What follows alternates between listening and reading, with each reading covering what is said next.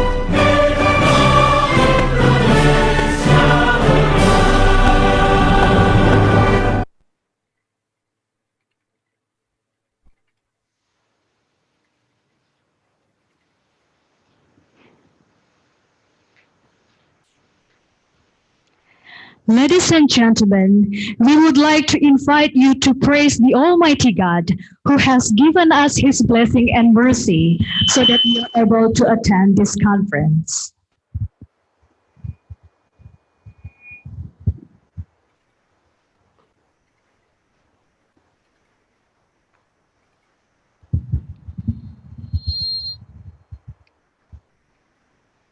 Om Swastiastu.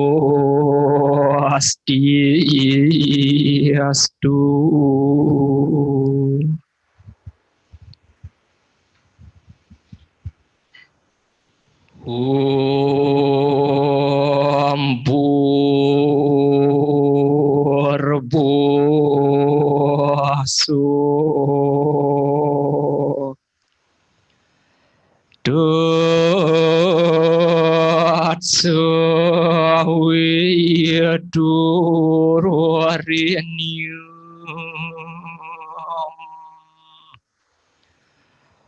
Bargo Dewa Siadimahi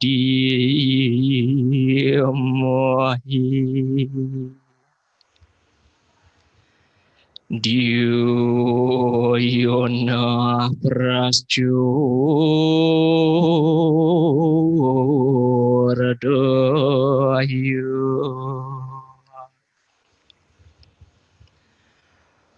Om Wakratunda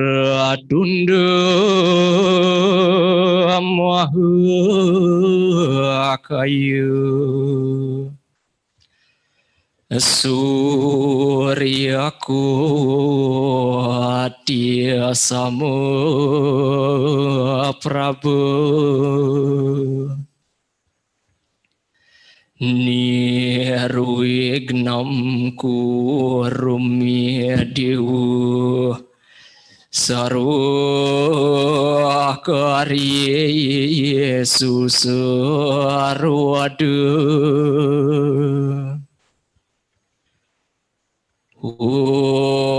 Saraswati namostu abhyam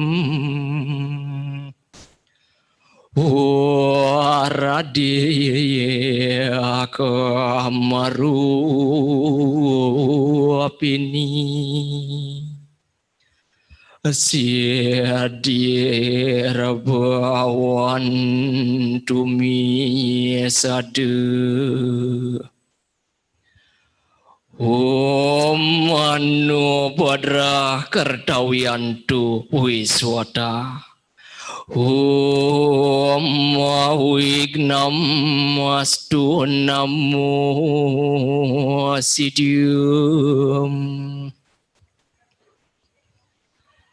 Ya Tuhan yang Maha Agung,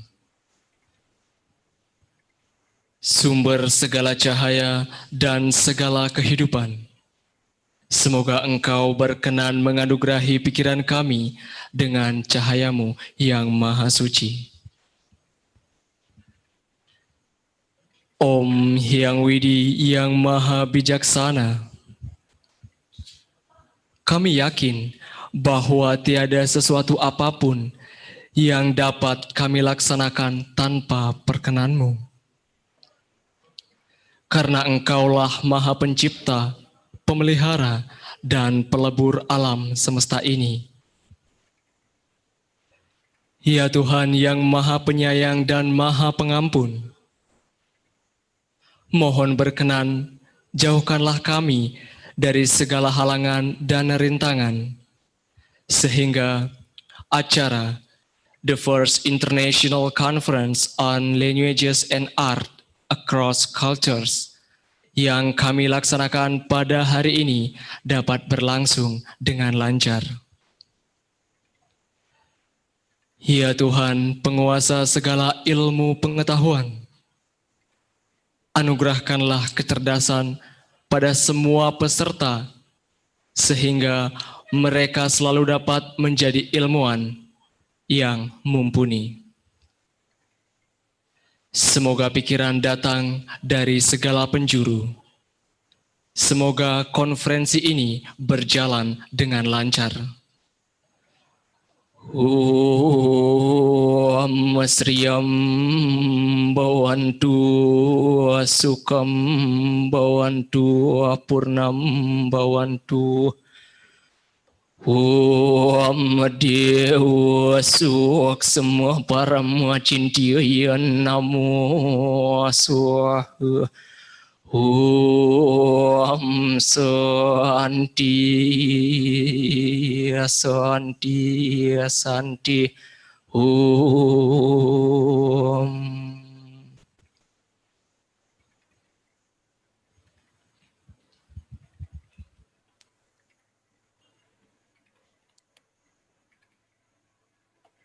Distinguished guests, ladies and gentlemen, as our welcome greeting, we would like to present you the dance of language and art faculty called Vidya Dewi Dance. Vidya Dewi is also known as Dewi Saraswati, the goddess who mastered the knowledge and arts. This dance depicts the beauty of Devi Saraswati, who is presenting knowledge to the people with her gentle movement like the flowers in the garden of knowledge. Ladies and gentlemen, please welcome Vidya Dewi Dance.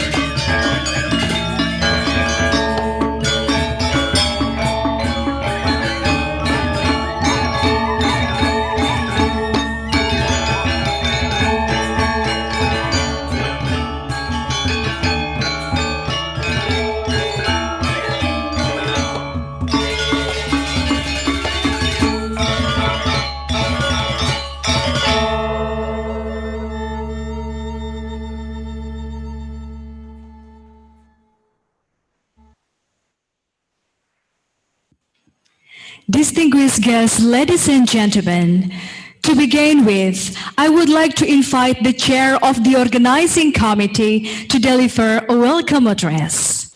Please welcome Nyoman Karina Wedanti.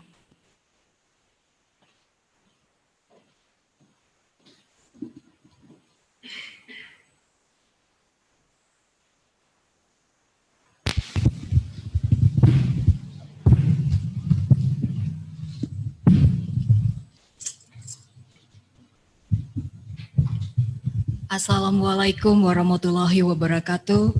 Om Swastiastu. Salam sejahtera untuk kita semua. Salam, salam kebajikan, salam harmoni. The Honorable Rector of UNDIKSHA, represented on this occasion by the Vice Rector on Academic and Partnership Affairs, the Honorable all the Vice Rectors of UNDIKSHA, the Head of the Bureau, the Head of the Research and Community Center, Head of Center of the Learning and Quality Assurance Development, and let me also acknowledge the presence of the Director of Postgrad Program, Dean of Faculties, and Vice Dean of Languages and Arts Faculty. Also, let me extend our warm welcome for our distinguished keynote speakers, the Honorable Professor Yasuhiko Sukegawa from Tokyo International University, Japan, Professor Dr. Inyoman Dharmaputra from Universitas Udayana, Professor Loh Putu Artini MA PhD from Universitas Pendidikan Ganesha, and Dr. Cora Lindsay from the University of Nottingham, UK. And also we welcome all the presenters and participants of the first ICLAAC 2020.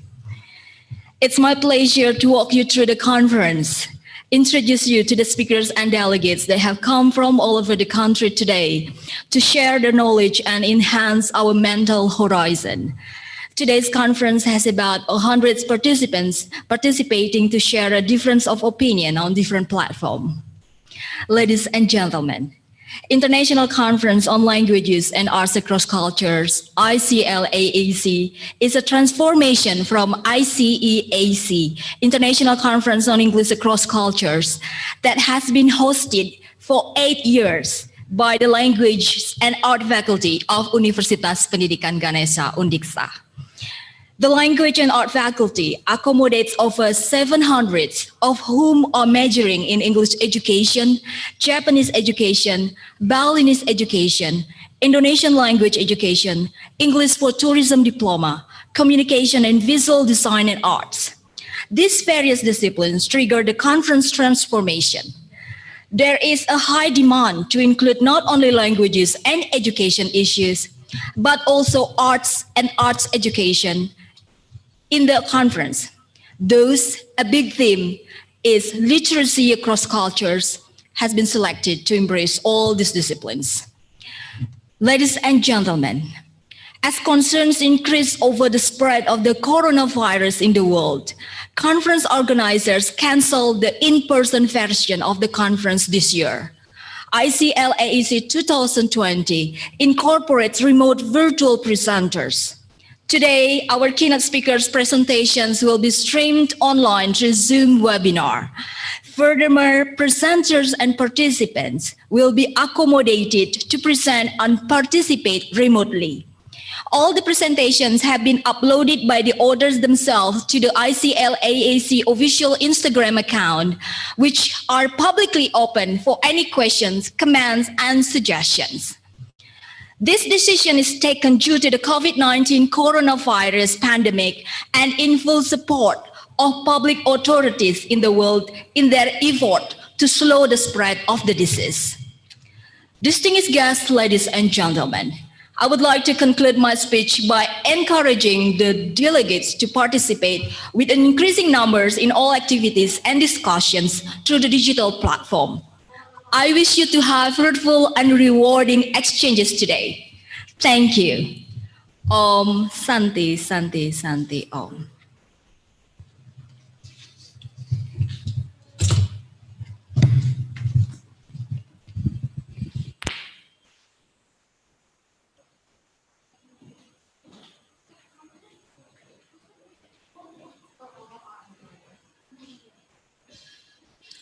Distinguished distinguished guests, ladies and gentlemen, we would like to request the honor from Director of Universitas Pendidikan Ganesha, who is represented by Vice Rector on Academic and Relationship Affairs, to give opening remarks and open this conference officially. Please welcome Dr. Gede Rasben Dantes.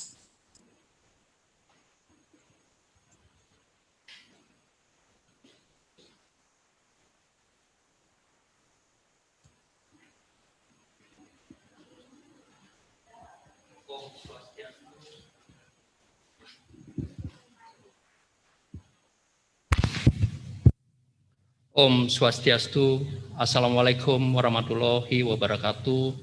Selamat pagi, salam nama budaya, salam harmoni, best wishes for all of us.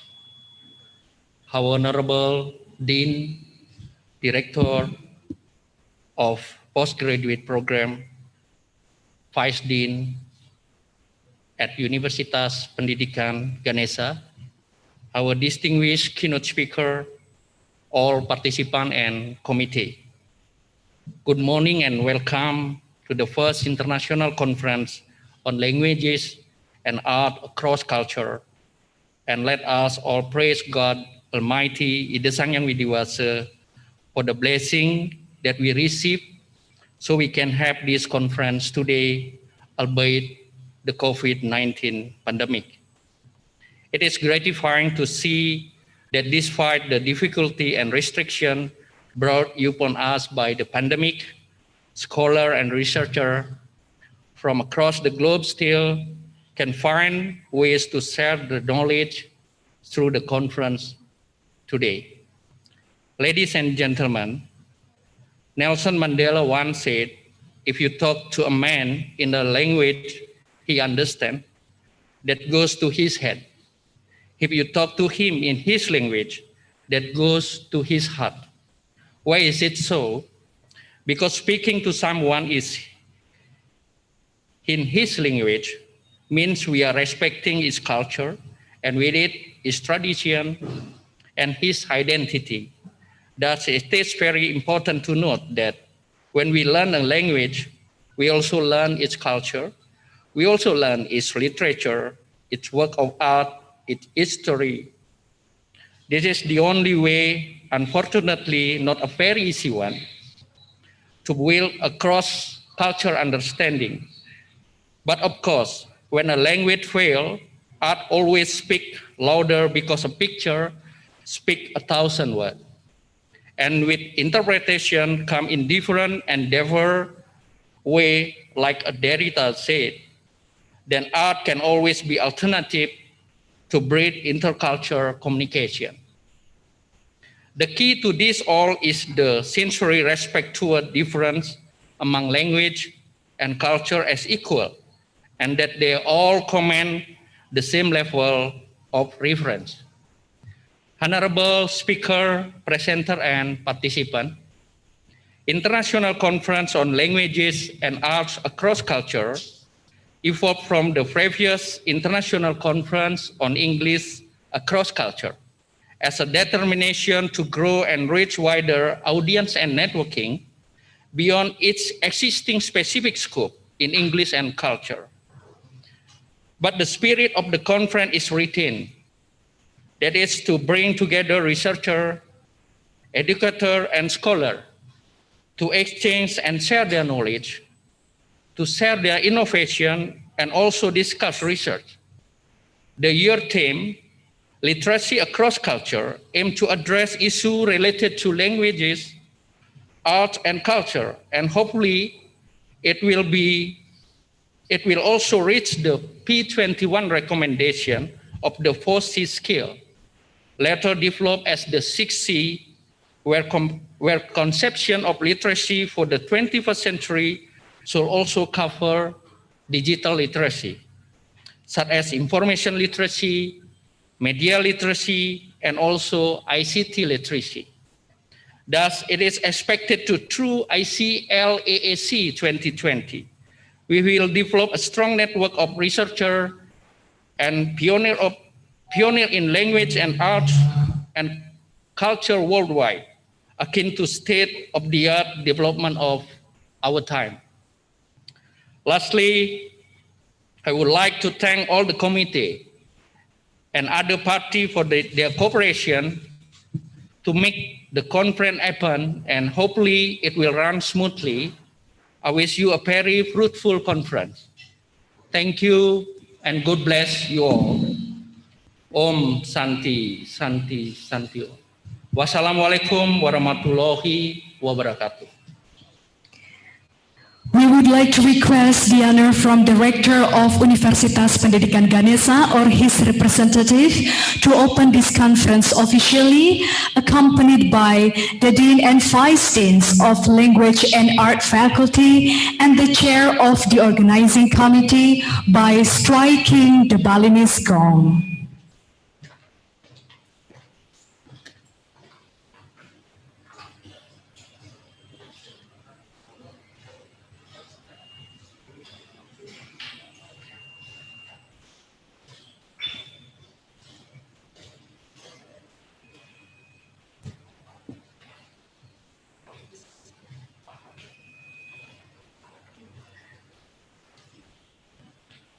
On behalf of Rector Universitas Pendidikan Ganesha, we open International Conference on Languages and Arts Across Culture today, officially. Well, ladies and gentlemen, even though this is virtual, let us give a very big applause to the opening of the first International Conference on Languages and Arts Across Cultures. Thank you very much for Director of Universitas Pendidikan Ganesha or his representative, the Dean, the Vice Dean, and the Chair of the Organizing Committee. Thank you very much.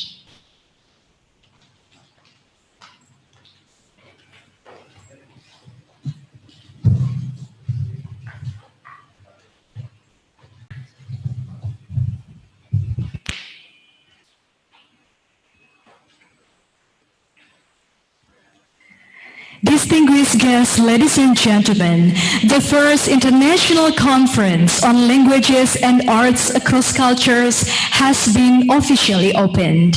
And this is the time for us to have the keynote presentation.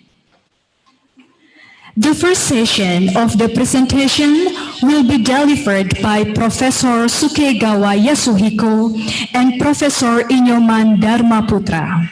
So without further ado, we would like to invite the moderator of this session, Ninengah Suwartini, PhD.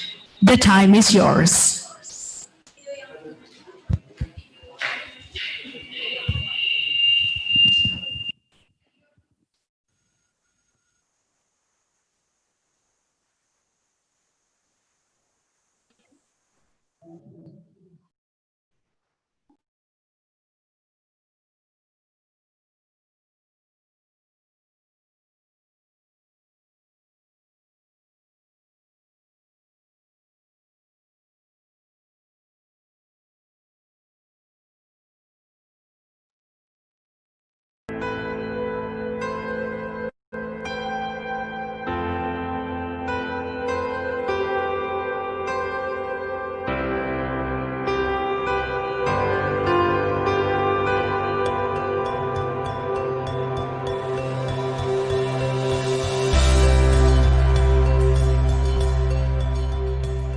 First International Conference on Languages and Arts Across Cultures, ICLAAC.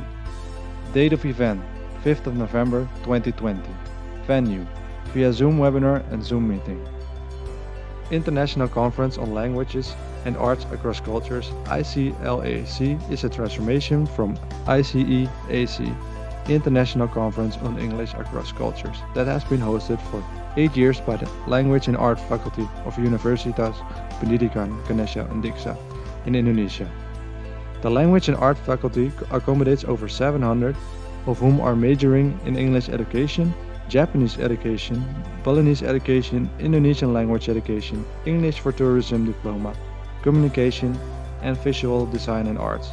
These various disciplines trigger the conference transformation. There's a high demand to include not only languages and education issues, but also art and art education issues in this conference. Thus, a big theme, literacy across cultures, is selected to embrace all these disciplines. As concerns increased over the spread of the coronavirus in the world, conference organizers canceled the in-person version of the conference this year. ICLAAC 2020 will incorporate remote virtual presenters. Keynote speakers' presentations will be streamed online through Zoom webinar. Furthermore, presenters and participants will be accommodated to present and participate remotely. Arrangement of online presentation possibility is going to be informed later. This decision is taken due to the COVID-19 coronavirus pandemic and in its full support of public authorities in the world in their effort to slow the spread of the disease. The theme of this conference is literacy across cultures. The topics to be presented in the conference are mentioned but not limited to as follows. English in education, teaching English for young learners. TESOL, teaching English and technology. Character education, special need education. Assessment, media development, professional development, material development, and teaching methods. English for specific purposes, applied linguistics. Cross-cultural understanding. Arts and cultures, arts and language, visual design. The keynote speakers in this conference are Sanjoy Kumar De, Shanta Mariam University of Creative Technology, Bangladesh. Cora Lindsay, PhD, the University of Nottingham, UK. Professor Yasuhiko Sukegawa, Tokyo International University, Japan. Professor Dr. Inyoman Dharmaputra, Universitas Udayana, Indonesia. Professor Loputu Artini, MA, PhD, Universitas Pendidikan, Ganesha, Indonesia.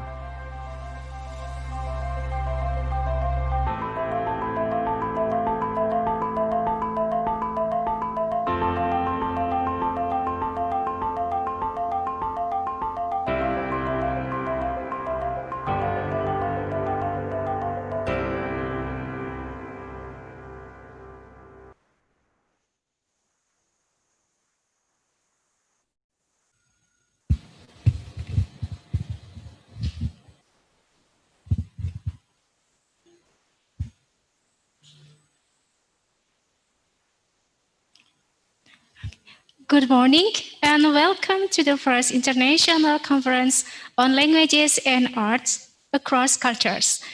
First of all, let me introduce myself. My name is Nina Ngaswardini, affiliated to Universitas Pendidikan Ganesha at Singaraja, Bali, Indonesia. It's a great honor for me to chair this first plenary session with two great keynote speakers. The first plenary session will last for 2 hours. We will have 2 presentations, and each presentation will last for approximately 45 minutes. And at the end of presentations, we will have Q&A session or question and answer session, which will last for about 30 minutes or 15 minutes for each. Well, ladies and gentlemen, now I'm going to introduce the first keynote speaker, Professor Sukegawa Yasuhiko. His current affiliation is at Tokyo International University, or Tokyo Kokusai Daigaku. And he was affiliated to Tokyo Metropolitan University, or Shuto Tokyo Daigaku, from 2015 to 2017. And Tohoku University, or Tohoku Daigaku, from 1993 to 2014. His research areas are humanities and social sciences, linguistics, or Jinbun Sakai Kagaku, Gengo Gaku, and his research interests are language policy, pronunciation, migrants, teaching Japanese as a second language, or Gengo Seisaku, Hatsuon, Teiju Gaikokujin, Nihongo Kyoiku.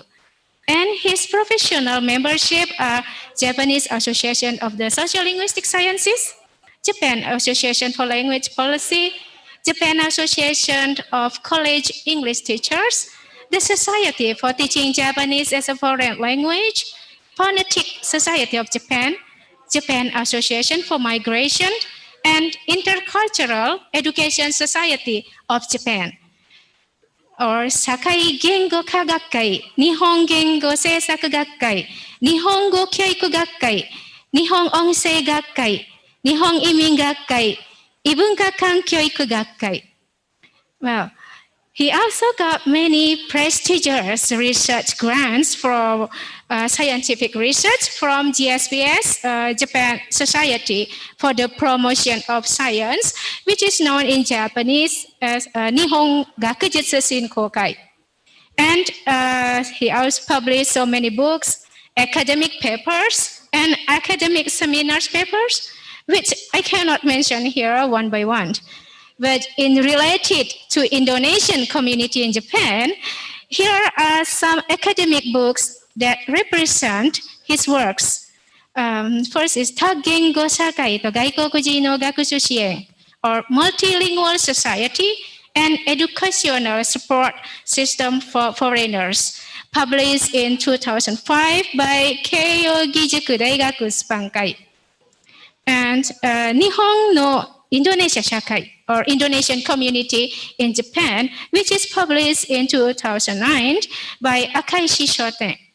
And Gaikokujin Rodosa Ukeire to Nihongo Kyoiku, or Accepting Foreign Workers, and the Japanese Language Education, published in 2017 by Hitsuji Shobo. And Tonan Asia Bunka Jiten, or Nihon no Indonesia Jin Sakai, or the Southeast Asia Culture Dictionary, and it's about Indonesian society in Japan, published in 2019 by Maruzeng Supang. Today, he is going to present a very interesting topic related to migrant workers and the Japanese language acquisition from his fieldwork at Owarai in Prefecture Ibaraki. Well, it's about 2.5 hours away from Tokyo. Well, I guess for the anime otaku, you know about Owarai because this port city is known as the setting for the anime Girls and the Panzer. Well, there are many migrant workers from Indonesia there, particularly from Manado, who lived for years at Owarai. But their Japanese competence is not improved. So living in Japan for years doesn't mean will make his or her mastering Japanese language well. Why this can be happened? Let's find the answer for this from this presentation. And the title of the presentation is Language Acquisition of Indonesian Migrant Workers, particularly Manadonese in Japan. Well, ladies and gentlemen, we are going to start the presentation now. And please welcome our first speaker, Professor Sukegawa.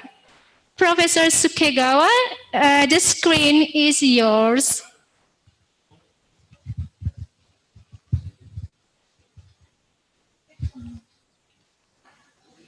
Good morning, everyone. Thank you very much for introduction. Hi. Swartini. Hi. How are you? I'm fine. I feel as though I am back in Bali from a few hours ago, listening to the music and people's talk. Thank you very much, Professor Sukegawa. I know you're very busy, but I'm so grateful that you can join our conference, and I'm so honored to have you here. Thank you. Okay, let's start your presentation. Yes, it's my pleasure. And also my appreciation extends to the president and the vice president of Ganesha University of Education, and also all the members of steering committee of this great international conference. And I was really surprised. I was chosen as one of the keynote speakers, but that's maybe that's one of the reasons why might be my relation with Indonesia has been long. It started in 1986, 34 years ago. I finished 2-year Japanese teacher training by Japan Foundation in Tokyo, and Japan Foundation ordered me to go to Manado to teach Japanese at the Department of Japanese Teachers courses. And I did not know the language at all when I was told that, but immediately went to bookshop and also went to Asia Africa Go Gakuin, Institute of Asian and African Languages in Tokyo, started learning the Indonesian language from 1, 2, 3, 4. And since then, I'm always in contact with Indonesians, Indonesian exchange students, Japanese language school students, and migrant workers, or Indonesians who get married with Japanese, and so on. And I ask them about their language in their life. Okay, so could you please start my first slide?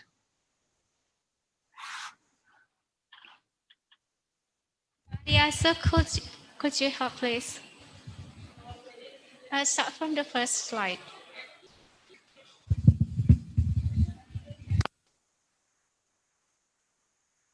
Okay, so this is the title, Language Acquisition of Indonesian Migrant Workers in Japan. Okay, next slide, please. This is my university. My university has almost 1,000 international students from 50 countries. So sometime later, I want to see some of you at my university. Okay, next, please. Before starting talking about my research, I'd like to introduce you. Maybe this is a new idea, welfare linguistics. Welfare linguistics and literacy studies are closely related. And it was Professor Dr. Tokugawa Munemasa, who was born in 1930 and away 1999, proposed the idea of welfare linguistics in 1999. That is, it was his, well, a kind of last will to the academics. He proposed the importance of welfare linguistics, and a few months later, he passed away to our sorrow. And in short, Tokugawa sensei said, linguistics should contribute to the welfare of people. And where's my slide?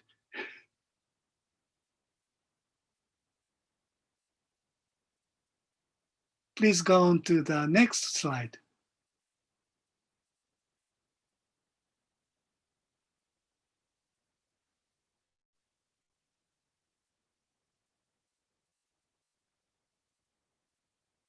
So there are very many kinds of linguistics, like sociolinguistics or applied linguistics or theoretical linguistics. But there are this kind of linguistic researches. Ibu Suartini mentioned that about JSPS, and there are many JSPS grant in aid projects running about welfare linguistics. One of the most current large project is project of Professor Hiroshi Noyama's team. It started last year and will end in 2024. The title is Interdisciplinary Research for Developing a Survey on Japanese Literacy, which promotes a society that guarantees basic educations for all. Actually, in Japan, we do a census every 4 years, but in national census, literacy is not asked. Can you write, or can your father read? There are no such questions. But there are more and more illiterate people in Japan. That is, those who come from foreign countries and work at workplaces where they do not need to read nor write Japanese. Japanese is known for its kanji. We have ideograph called kanji, and the number is almost 1,800. It's required to memorize until before we end the 3rd grade of high school. So there are many people who can read hiragana and katakana, but no kanji, or hiragana, katakana, and very few kanji. So it's a big problem for them sometimes. Okay, next slide, please. The next one is also JSPS Granting Aid, C. It's a mid-sized project, and it's a comparative study of second language literacy education for migrants and refugees in US, Japan, and Korea, based on Paulo Freire's critical theory. Maybe most of you know the name Paulo Freire. Paulo Freire is Brazilian pedagogist, and he created the idea of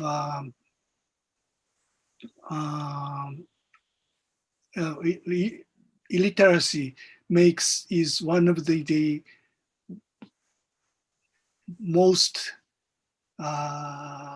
influential factor to the poverty or unhappiness of the people's life. So Paulo Freire created his theory and methods, and it spread to countries like Africa or South Asia.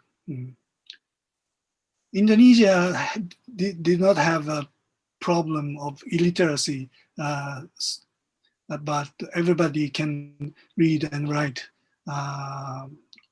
Roman alphabet at present. But in Brazil, there are still people who even cannot read ABC.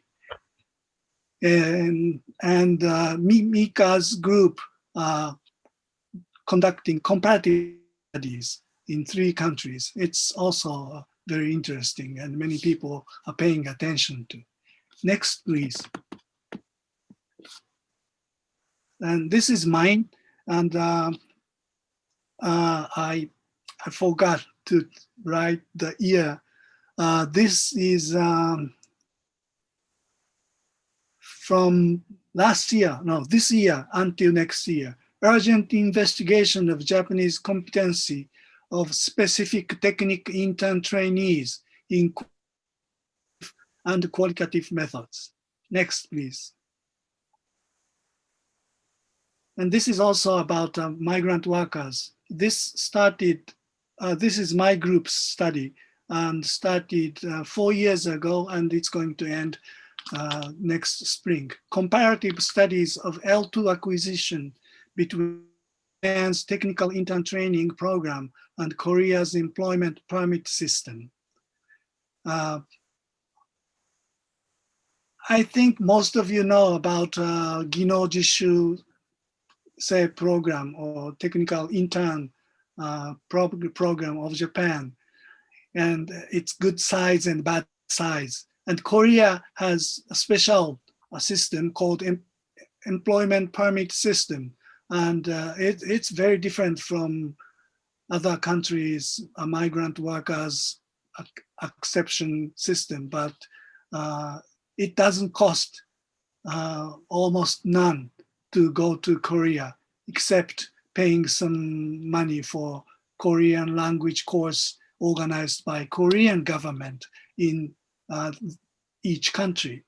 So we were interested in that, and we visit Korea sometimes and compare how Indonesians learn Korean. How well do they speak Korean in Korea, and how well do they speak Japanese in Japan? So it's a comparative study, and it's still has not reached its conclusion, but we have many interesting findings. Okay, next slide, please. And this is Japanese linguistics researchers' tendency these days. After Professor Tokugawa's proposal, more and more welfare linguistic studies are conducted year after year. So, for instance, there are caretakers working in Japan, Indonesian caretakers or Filipino caretakers working in Japan, and they learn.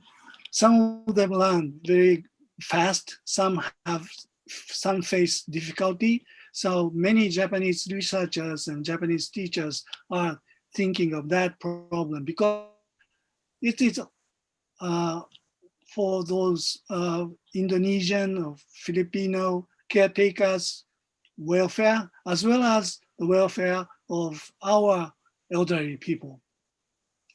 So this is one of the trends in Japanese linguistic research. Okay, next please. And before starting my grant is, I'd like you to see this graph, population structure of Japan 2020,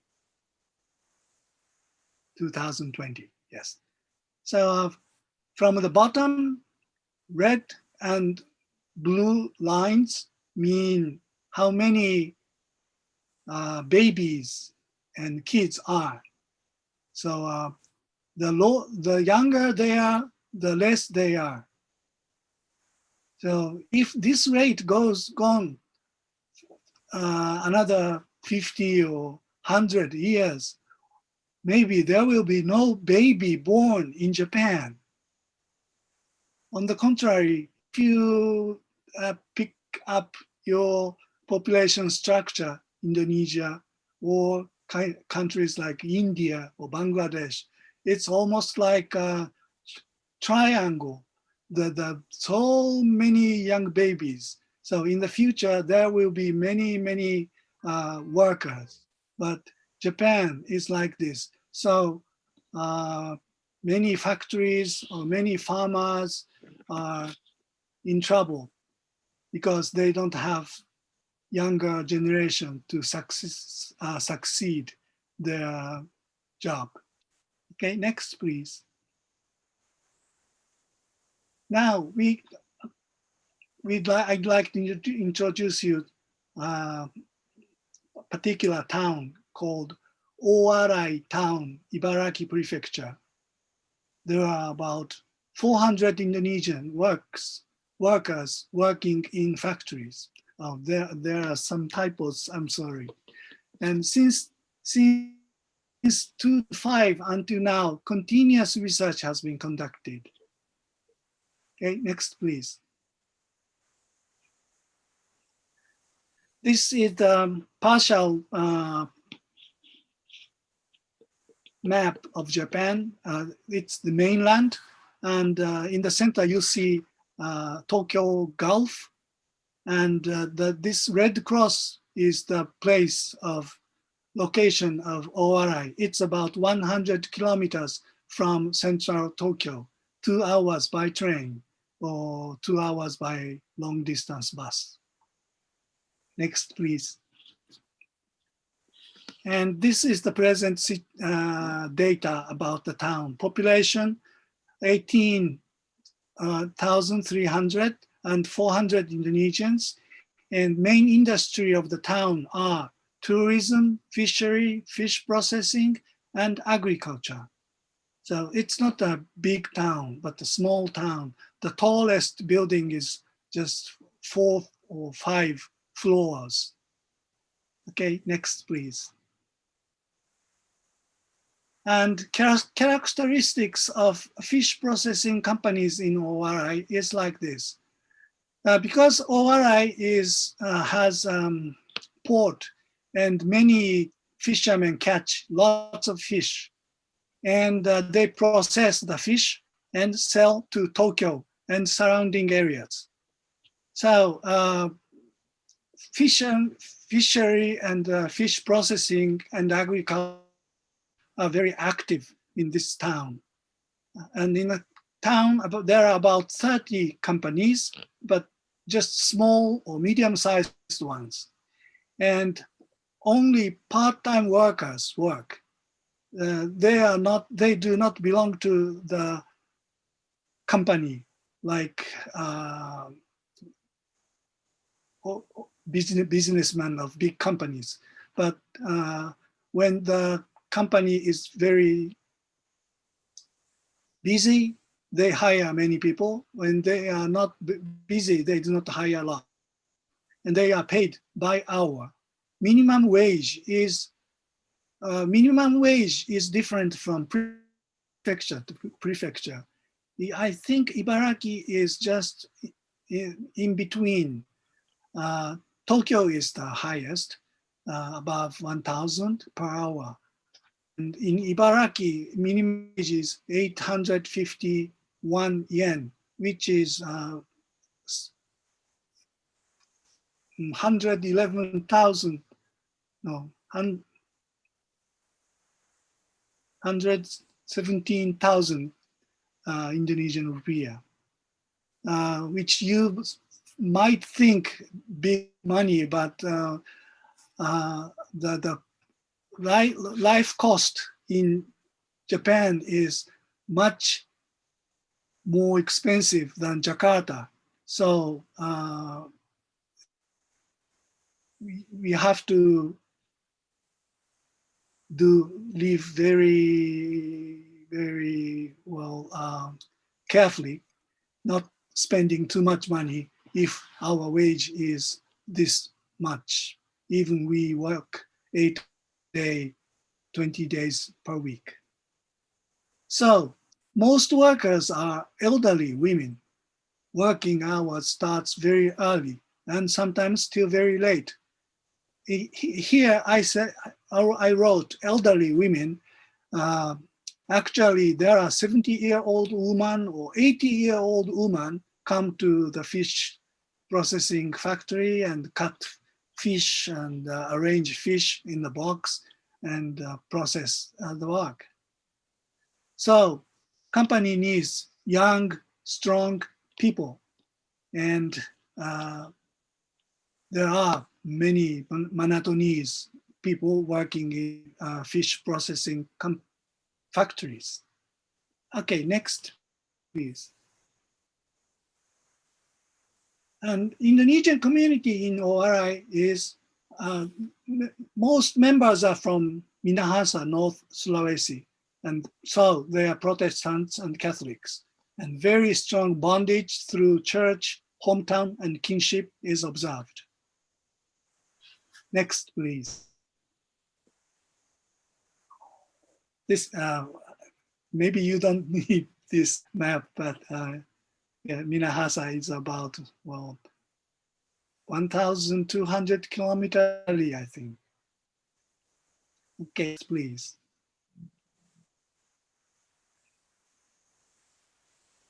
About Manatonese people in ORI, their work experience in Indonesia before coming to Japan are very various.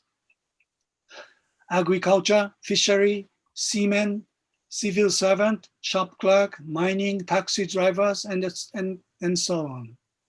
But in ORI, there are mainly 3 kinds of work. Most people work in fish processing company, work at construction, and potato farm. Age are, the most are in their 30s and 40s, and young people, 20s, are also living. And there are even 50 years or older. The oldest Manatonese migrant worker is 80 years old now. Next, please. How did the community start? Maybe you can imagine. Two Manatonese working at the Indonesian restaurant in Tokyo came to the town, and they were settled in 1992. One was married to a Japanese seaman. I don't know about the second person, but anyway, two Manatonese started living here. Then they worked very good, and they were very happy, and they were on a good term with Japanese. So companies liked Manatonese or Indonesians. So they asked the two people to invite relatives and friends and family members from Indonesia. In those days, well, this is a kind of dark side of migrant workers in Japan, but in 90s and early 2000, migration control was not very severe. So even though their visa as a tourist has expired, police office or migrant immigration office did not do sweeping at all. Many of them stayed in Japan for 5 years or 6 years or 7 years without having such a problem. But now it's different. And one Japanese businessman started to invite Nikkei Indonesians in 2000. Nikkei means someone whose parents are Japanese. So in America, there are Nikkei アメリカ人。ブラジルだったら日系ブラジル人。フィリピンだったら日系フィリピン人がいますね。で、日系 Indonesians are many in Java and also in North Sulawesi. Because of the World War II, after the end of the World War II, the Japanese soldiers stayed in Indonesia and got married and had babies. So they are admitted as Nikkei Indonesians, and they can receive special stay permit by immigration office. Okay, please.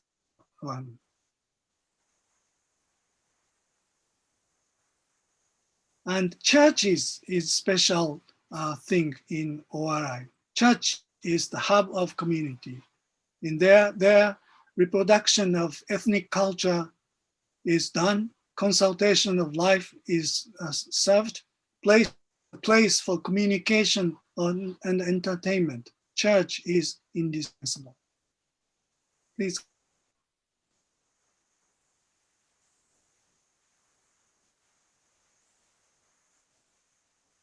This is a picture of Sunday worship. They wear jacket and necktie. In the center is the Pendeta, clergyman. And every day, every week on Sunday evening, they gather and do prayer for 2 or 3 hours. And after that, they have dinner time together. Next picture, please.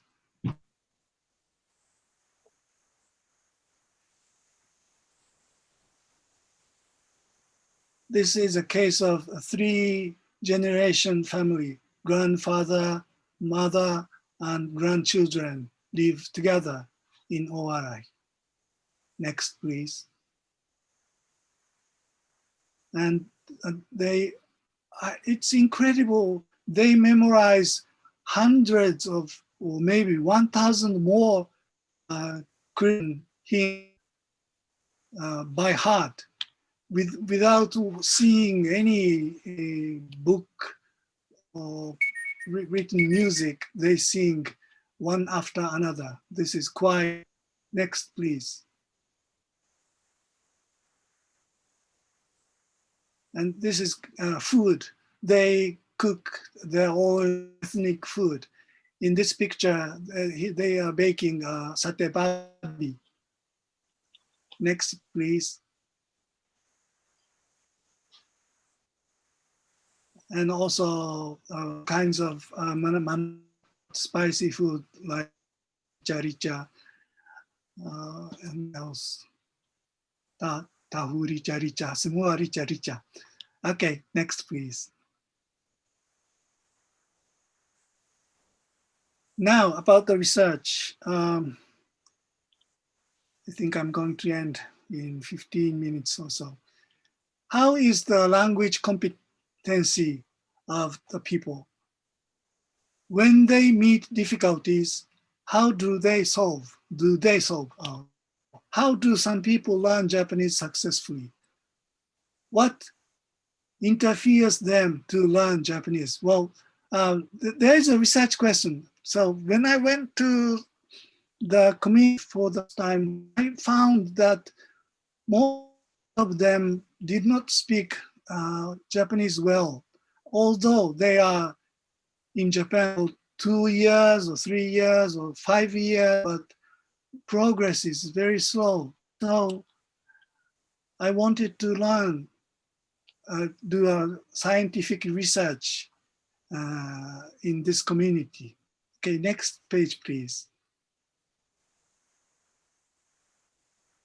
And this is the background of the researchers, I and my colleague. I already told this. So Yutaka Fukihara, he lived and worked as language education advisor in Minahasa from 2000 to 2003. So incidentally, 2 Japanese teachers have worked in Manado, and I met Yutaka Fukihara, and let's go visit Kampung Manado in Ibaraki. That was the beginning. Okay, next please. Research question. Many of the workers speak very little Japanese using one-word sentence. Why so? One-word sentence, like a young baby.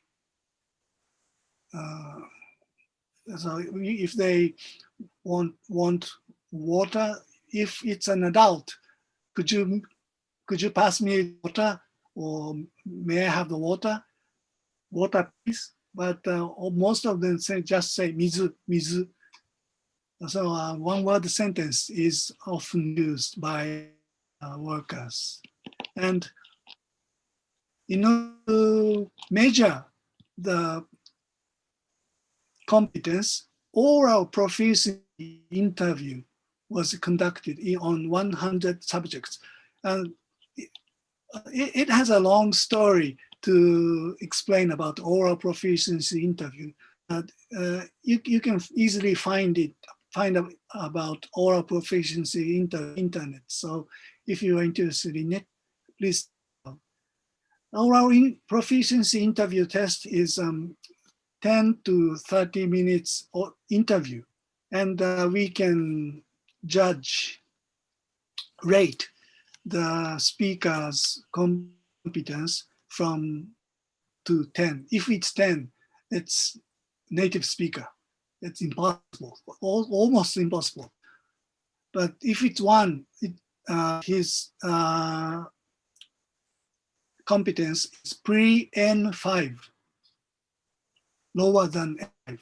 And if it's 2, it's N5, almost like that, yes. And please go next slide.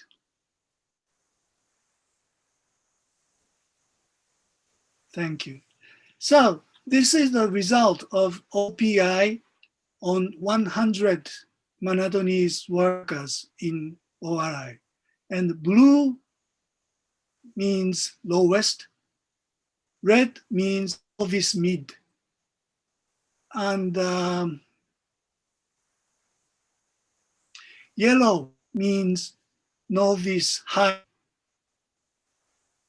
Anyway, blue, red, and yellow are very low competence, like one word speakers competence.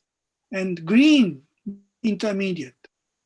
Those green was only 5%. They can speak like 私は水が飲みたいです or ちょっとペンを借りてもいいですか They can compose a sentence, speak like Japanese adult, but it was very limited number, 5%. Next slide, please. Hi, thank you. So I remember blue and red and yellow means novice learners. And in the bottom, there are numbers 1, 2, 3, 4, 5, 6. This is years. So from those who are in Japan, most of them are pre-N5 or N5. And up to 5, 6 years, almost all of them are one-word sentence users. And only after 10 years and 11 years, and 9 years also, 5 people showed the intermediate skill. But most interesting thing is, can you see a short blue over 12? It means he was in Japan for 12 years, but cannot speak, not use Japanese at all, almost at all. I remember he did not know ichi, san, shi. He did not know how to count in Japanese, even though he has been working in Japan for 12 years. It's a surprise. Okay, next slide, please. This is how we did interview.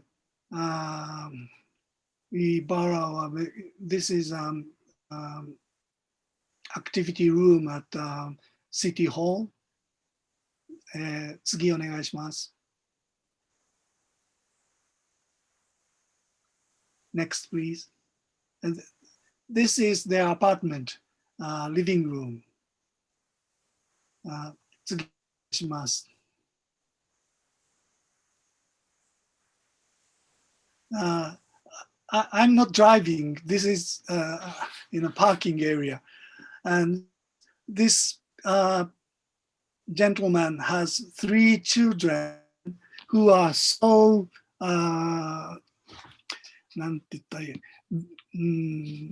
noisy, active. So I gave up interviewing in the apartment and moved to the car and finished recording. Next, please. This is a case of couple, wife and husband, and I visited their house and the attic and did 2 interviews at one time. Okay, next, please. And you can see the recorder on the table. So we all interviews were recorded, and I and Professor Fukihara together the proficiency of the subject. Okay, next, please. So this is a sample of interview, novice low, stay length 10 years. I'm sorry I did not bring the original recording today. 〇〇さんはどこから来ましたか？どこから何どこの人〇〇さんはインドネシアですよね。あ、インドネシア、マナド。インドネシア、マナドのあと20年か後の仕事チェンジのビトゥン。So, from this conversation, it is apparent that he does not know the word doko, which is one of the most basic interrogative, doko, where. Actually, Indonesian people meet someone and the first question they ask is dari mana. So I thought Indonesians also learn the word doko very quickly in the early stage of their stay, but he was in Japan for 10 years but did not know the word darimana, doko kara.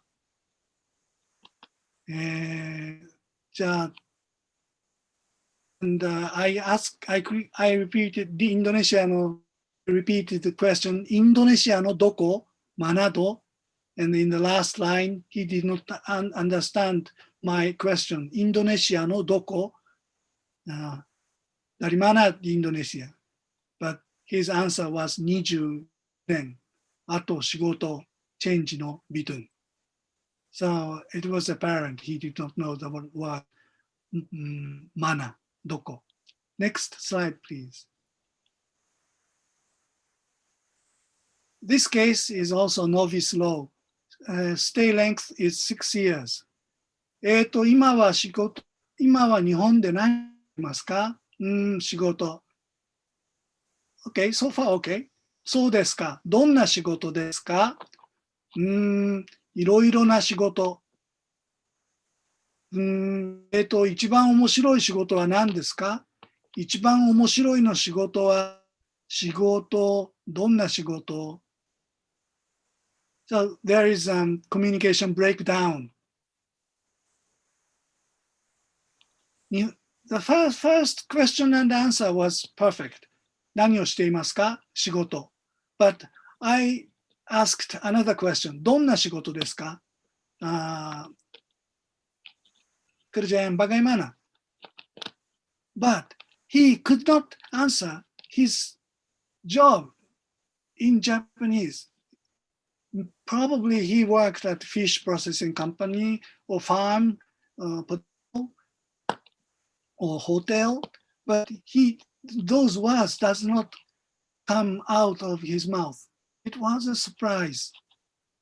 So he has been in Japan for 6 years, but he could not answer どんな仕事 kerjaan bagaimana いろいろな仕事いろいろな、これはまっちゃんという意味ですね。で、一番面白い仕事は何ですか？で、答えはなし。じゃあ次お願いします。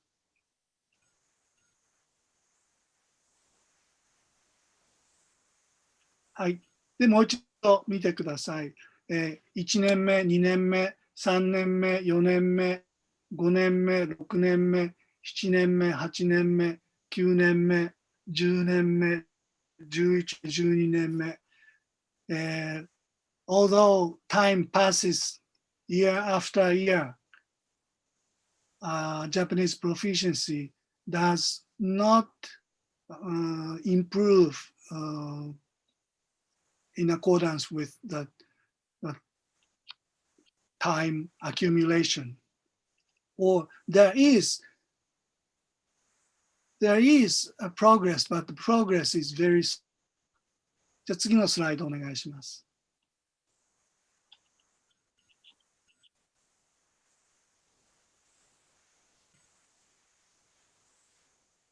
So our findings, novice mid is the most in number, 63%. Many people stay at novice mid even after many years in Japan. 52% are 5-year plus and novice mid. 2% are novice low after 10 years plus. Novice hire found only among 5 years plus and is 16%. Intermediate are found only among 9 years plus and is 5%. Intermediate means someone who can use sentence. Novice means who can speak by word. 95% speak one-word sentence. That's the findings. They learn very slowly compared to exchange students or Japanese school students, very slowly. I first naively thought that if Indonesian people come to Japan and live and work for 1 year or 2 years, there will be natural acquisition of the language. Even they are 30 or 40 years old, they would learn the language like young children do, to some extent, but it was different from my expectation. Next, please. Then we did participant observations. We join church activities and serve as interpreter. We go to clinics and serve as interpreter. And we go and work at spinach farm and work with Indonesian workers. And we visit fish processing. And we found out how they use the language, how much Japanese is required. 次お願いします。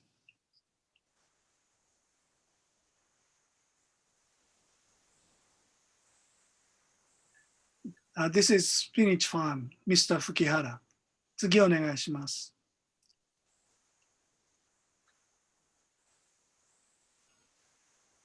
This is fish processing factory.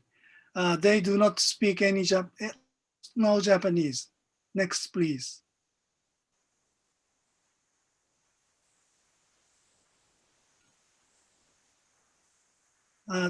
This is a visitation with graduate students of Tohoku University to fish processing company. So they want to exchange conversation, but it cannot last long of the limitation of vocabulary. Next, please. Findings from participant observation is farm work very simple. Language is not necessary. When complicated communication is needed, they ask who speaks Japanese better. Like when someone is ill and has to explain the condition to the doctor, she or he brings young child to the doctor and asks them to translate.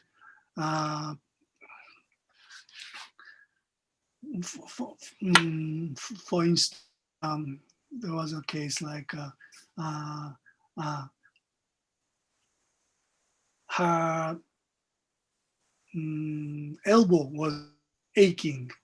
So she did not word for elbow. And when it started about like 5 days ago, so doctor needs such information. And the child who goes to the doctor, or I went to the doctor with such people and translate their illness to the doctor, and receive medicine and come back home.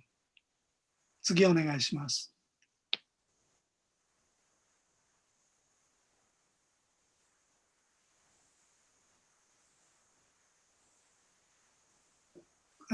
This is also fun. No Japanese competency is required at all.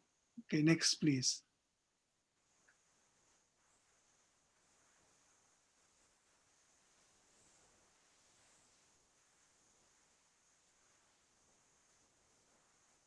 Findings in fish processing company, they can work if they memorize very limited number of words, like name of fish, katsuo, iwashi, sanma, that's all. And some factory prepare translated word list. So novice mid, N5 is enough. Next, please. Some communication in Japanese is needed. For instance, この箱には魚10匹入れてください。この箱に魚12匹入れてください。Ada perintah dari bos pabrik dan harus mengerti. じゃあ次お願いします。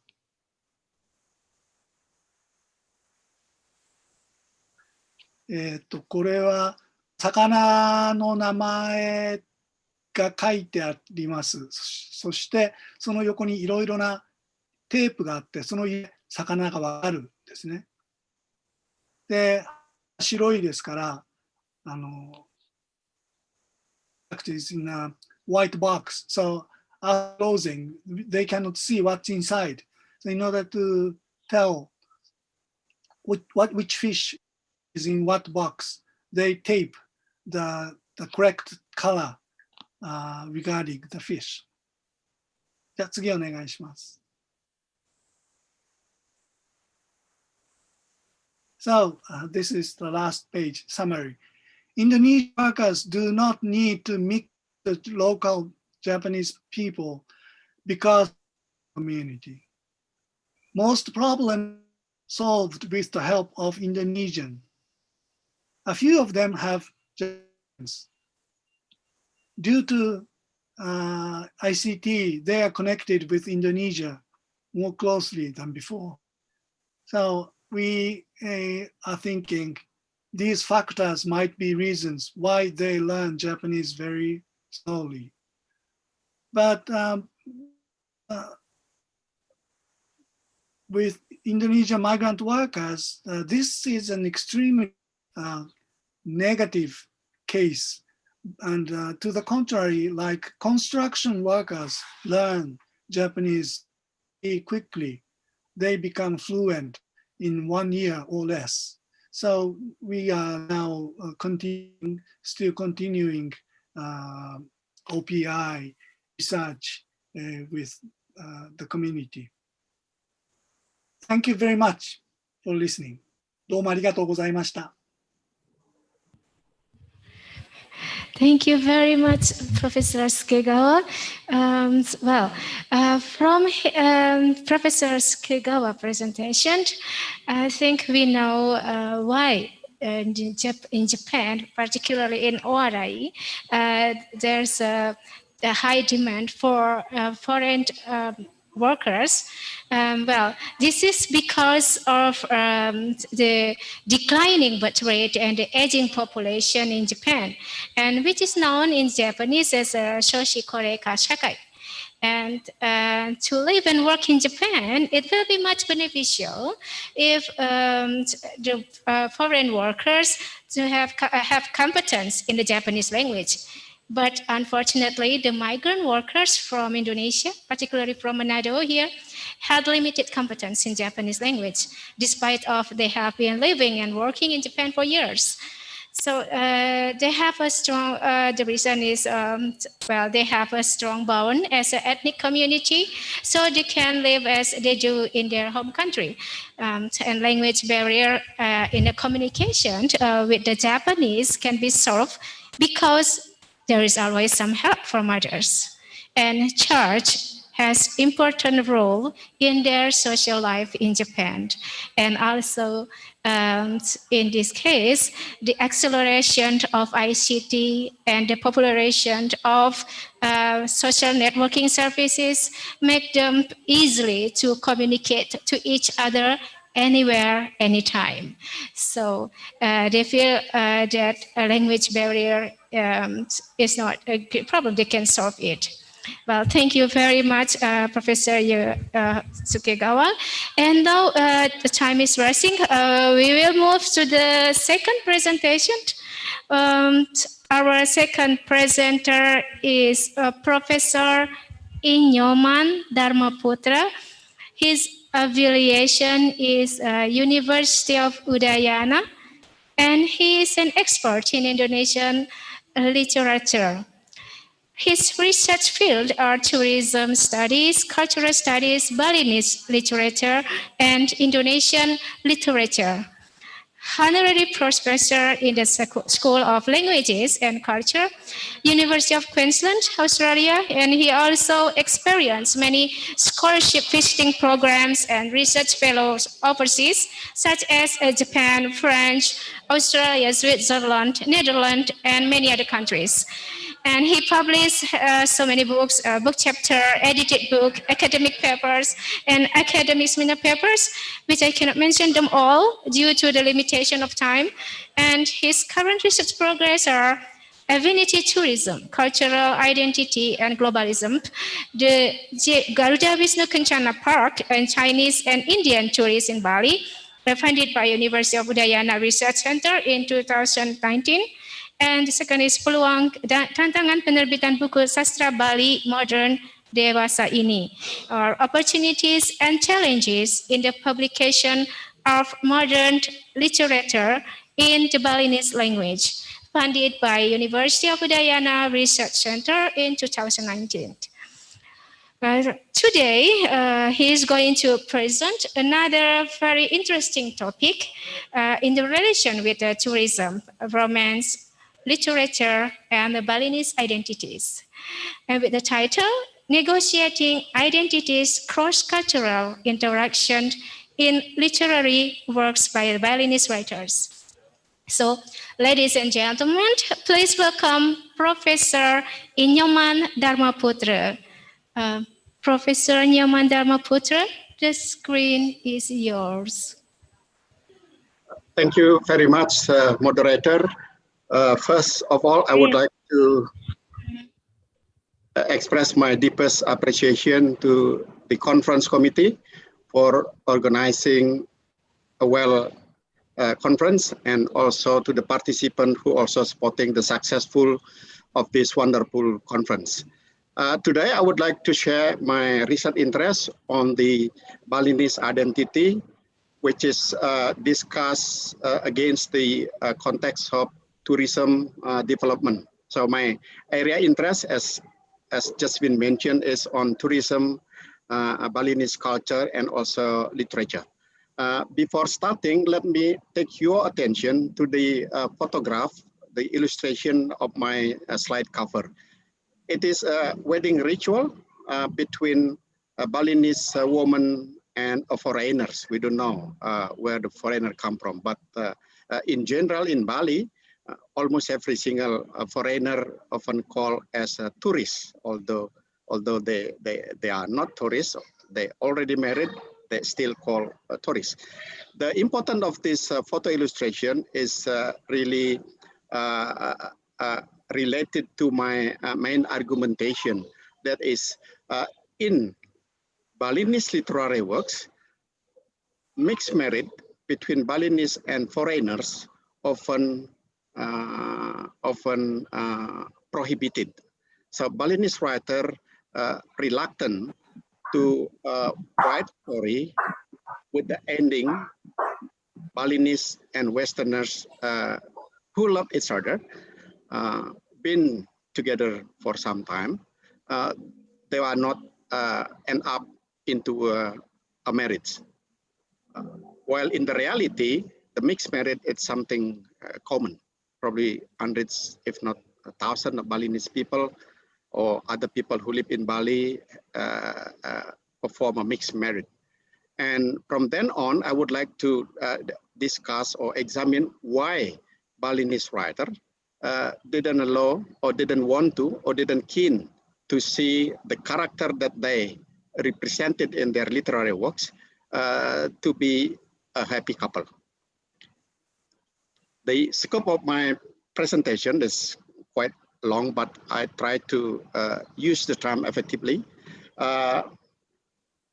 First of all, I would like to say that Bali is known for its cultural tourism that is rich in fine art and traditional performing arts. So the art and culture in addition to nature, are the main attraction for people who come to the island, be them from Australia, Japan, and also Chinese. The Chinese become growing market recently, especially before the pandemic. Now tourism is standstill. Very sad to say so. Bali, it is hardly known as a center of growth of modern arts. So Bali often associated closely as a rich in traditional culture, although we need to clarify later on also what we mean by modern and literature. But in general, the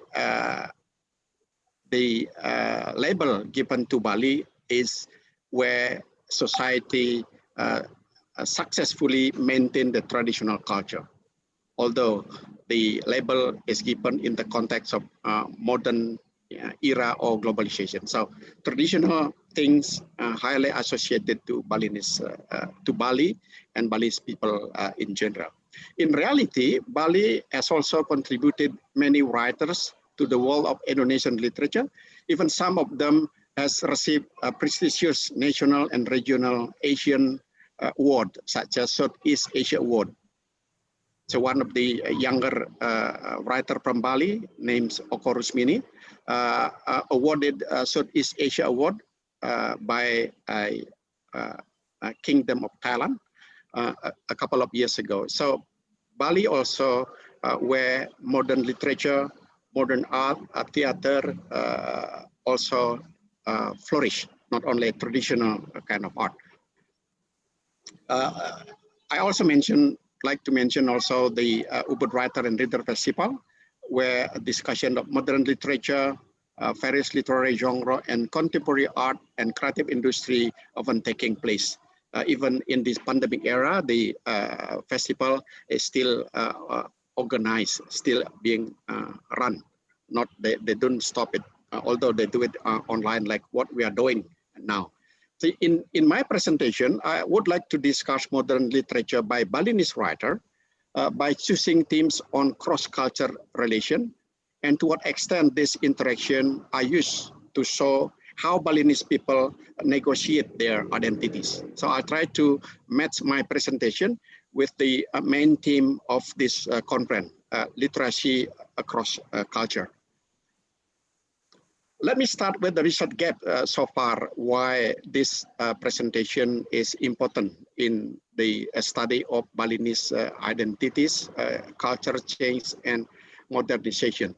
I would like to say that international scholars who work on Bali, such as Picard, Adrian Vickers from Australia, Picard from France, Picard, myself, and Ford from Australia, Rubinstein, Connor, Skulter Noldorp from Netherlands, myself, have extensively studies on issue around Balinese identities against the ongoing change caused by modernization and globalization. We also need to mention also the process of colonialization and also nationalization. Both of them are also played important role in the way Balinese understand themselves, how we were Balinese, why we consider ourselves as Balinese. So the issue of identity contraction is very important, and that issue has been taken into studies by those scholars that I mentioned before. But their works mainly based on public discourses about religion, art, culture, tradition, nationalism, and tourism. Especially Picard books, I will show the cover in a minute, discuss the issue of how Balinese were accused has lost their Balinese-ness, whether is that true or how Balinese really try to strengthen or negotiate or construct their identity in various kind of ongoing change, which is sometimes out of their control. In those studies, none of them use literary discourses to examine how Balinese construct, maintain, strengthen, or negotiate their identity. So as I mentioned before, Picard based his studies on religion and how religion were considered as one foundation of Balinese identity. If you were Balinese, that means you are Hindu, or if you are Hindu, you most likely Balinese, something like that. Or if you are Balinese, you speak your own mother tongue. So language also important. Despite the facts, none of those except my studies, which is I will tell a little bit later on, use literary works. Literary is also important in the sense of the content, the theme, and also the language use. I will talk about the heterogeneity of literature in Bali. So the contribution of my study, hopefully to give us a wider understanding on how Balinese negotiate their identity in various area. In this case is in literary works. This is a various studies that I just discussed before. Hans Coulter Nordok, for example, in a Bali Open Fortress, discussed the issue of regionalization. This book is came out after the Reformation movement that brought about the importance of regional government system, which then caused the issue of regional identity. In this book, Nordok argued that the Bali is a kind of open fortress. So fortress is, I like this terminology because it's a kind of oxymoron. Because a fortress is something always close, strong, nothing can go into the fortress, but Bali is an open fortress. So opens mean Bali is always welcome, not only a trader in the early period, but also tourists or visitor. And through the agent, be them a trader or tourist, they also brought about their culture. So the interaction across culture between Balinese culture and culture from outside really important in the way Balinese understand themselves. Another books also discuss similar kind of thing by looking at different area of study, including Adrian Vickers, for example, discuss a lot about the Balinese art. He published extensively on Balinese art and culture, and how the Western artists influence Balinese art, but are able to maintain the identity of Balinese painting, for example, if we discuss. So is in the performing arts. This is a more work on Balinese identity to change Bali, the book that we edited, Adrian Vickers and myself. And the middle one is the recently published book, the translation from French edition of Kebalian. Kebalian means Balinese-ness, the identity of Balinese. What form the idea of identity for Balinese people? So Vickers is one of the prolific and influential in the discussion of Balinese identity, and this is the other one is my book on Balinese reflection on modernity and identity, based on my dissertation. But the difference between my published book with the current presentation is to look more on the recent literary work published, whether there is a shift in the way Balinese writer depicts their Balinese character interaction with foreigners. Now let me give a little bit of background on the Bali's literary words. Bali's literary word is heterogeneous, far from monogeneous or homogeneous, with at least 3 types of literature live or practice hand in hand in long time ago, since long time ago until the present day. The first one is traditional Balinese literature, dating back from 16th century, but some also argue from the 9th century. They were written in Old Javanese with some influence also from Indian Sanskrit literature, and also in a high level of Balinese language, which is still being practiced nowadays. Some of them, or most of them in the past, written in the palm leaf lontar, where the book was not available at the time. But despite the fact the tradition of writing in Lontar still being practiced today, and our local government also has promoted the among young people to like to write or draw something on Lontar leaves, although computer and other modern tool available, but we are invited to preserve our tradition or culture heritage. The second type of literature is Indonesian or national literature. This literature written in Indonesian language. Usually started since the wake of spirit of nationalism, which is in the 1920s. Although there's a lot of discussion or disagreement about the birth or the born of Indonesian literature, but it is 1920s is mostly considered. And in that case, Bali contributed a number of prominent literary writers. Among the earliest one is Panji Tisna, whose hometown or places Singaraja, where the UNDIKSHA, our university, located. And the other young one is Oko Rusmini, the one who received Southeast Asia prestigious literary award a couple of years ago. The third type of literature is modern literature in the Balinese language. So we have traditional literature in Old Javanese and the Balinese language, but we also have a modern literature in the Balinese language. The difference between traditional and modern is in the term of form. While the traditional took a form mostly on the traditional poem, and written means to be sung, not read in a soliloquy mood, but perform in a ritual and so forth. While the modern literature in the Balinese language is similar to national literature or Western literature, where poems are also written, but it's different kind of poem. It's kind of free verse poem, novel, short story.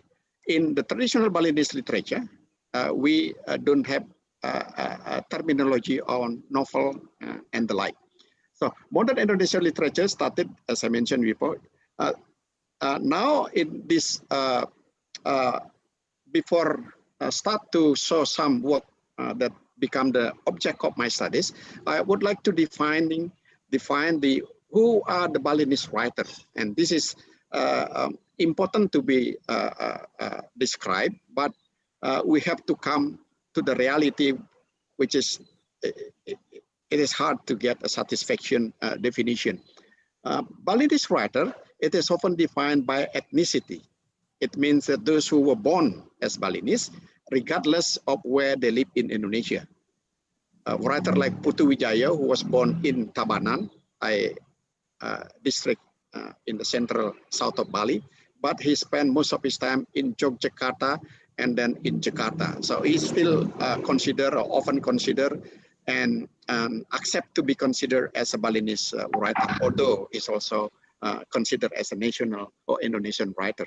So identity here is a kind of multiple, not a singular. A Balinese writer also defined as those who work and live in Bali for considerably a long time of period, regardless of their ethnic background. One writer that his work I use here as an analysis is Professor Sunaryono Basuki, who is a former professor in the literature or language department in UNDIKSHA. I'm sure that most of us participants from the UNDIKSHA were students of Professor Sunaryono. And in this study, I choose them and consider them as Balinese writer more of first because of their works that represent interaction cross culture between Balinese and foreigner, and their ethnicity background come second. So this is more kind of practical way to defining a Balinese writer. And most of the work that I'm going to examine in this presentation is works that receive inspiration from tourism development in Bali. We know that the tourism first introduced by the Dutch colonial in the 1910s or early 1920s. But after the Indonesian independence, those initiatives continues by Sukarno government and also by Suharto and the rest of the Indonesian government. And the 1960s often considered as the late 1960s often considered as the beginning of the mass tourism in Bali, marked by the establishment of 10 stories building hotel in Sanur Beach, which is Hotel Bali Beach, funded by the war reparation money from Japanese government, where our government built a couple of hotels in Jakarta, in West Java, Ambarumo in Jogja, and Bali Beach in Bali. That new hotel and also the expansion of Balinese airport often considered as the beginning of tourism industry, mass tourism, and also the flooding of the Western influence. In those days, let's say in the 1970s, the term of so-called hippies, a lot of them came to Bali, and the Balinese people, the government, the community leader started to worry about the negative influence of the hippies. Although there's also an argument that hippies are those who come to a place, a tourist destination, to appreciate more local culture, spend more on local shop rather than the upper class people. I would discuss this issue further, but I would like to say that the tourism development, since they become a serious issue, often gave inspiration to Balinese writer to write. So in the narrative form, the interaction between Balinese and tourists become recurrent themes. Dozens of works, short story, novel, portray the interaction between Balinese and Westerners. This work are not only reflecting contemporary realities in those days, but also can be read on how cross-cultural interaction between host and guest. Host is the tuan rumah, guest is a tamu. Host and guest, the foreigner, the people in the local, are depicted again the issue of Balinese identity. The more people, the local people meet and contact with the outsider, a foreigner, the more they like to understand themselves, in the sense to understand their identity. The object of my studies is, this is 4 works. The one is a short story anthology written in the Balinese language, recently published in 2014. And this short story collection didn't include in my previous studies that published in the book form. The second work published in the Balinese language is the Pang Tiang Bajang Kayang Kayang, Let Me Be Single Forever. This story is very interesting because it's describe or tells a relationship between a Balinese woman, a hawker, what we call it pedagang acung, someone who sell forcefully to tourists, by miser, to a travel writer named John Pike from Melbourne. So John Pike came to Bali and met the girl whose name is Sari, and because Sari helped him a lot, not only by giving information, but also helping him to find an accommodation in Ubud, the relationship become more closer, and they fall in love to each other and agree to marry. But at the end, sad things occur where John Pike from Australia, just 2 days or 3 days ahead of the wedding ceremony, John Pike happened to be in the Sari Club, where he was killed by the bomb blast. So because Sari helped him a lot, she decided not to marry anyone. So she wanted to keep herself single forever as an expression of love to Australian men. Actually, during the bomb blast, John went to Kuta in order to pick up to meet his friend, relative, who came to Bali to witness his wedding ritual. But the wedding never occurred. And Aku Cinta Lovina, I Love Lovina, a novel by Sunaryono Basuki, the professor, who passed away, I think, a couple of years ago. It is a story between a hotel employee with a British tourist. So hotel employee called Putu is genre name, Putu Swarchaya, and the British tourist called Caroline. As usual, a stereotyping things occur in these works. Not only in the Sunaryono novels, but also in the Mekal Paris and the Pangtiang Bajang Sekayang-kayang. Those stereotypes include one, the Westerners always presented or depicted as those who are rich, has more money, disposable income than the Balinese. They come to Bali, they spend money for the holiday, but they also become a generous people to help the local. So that's a kind of stereotypization of the Westerners as being richer than Balinese.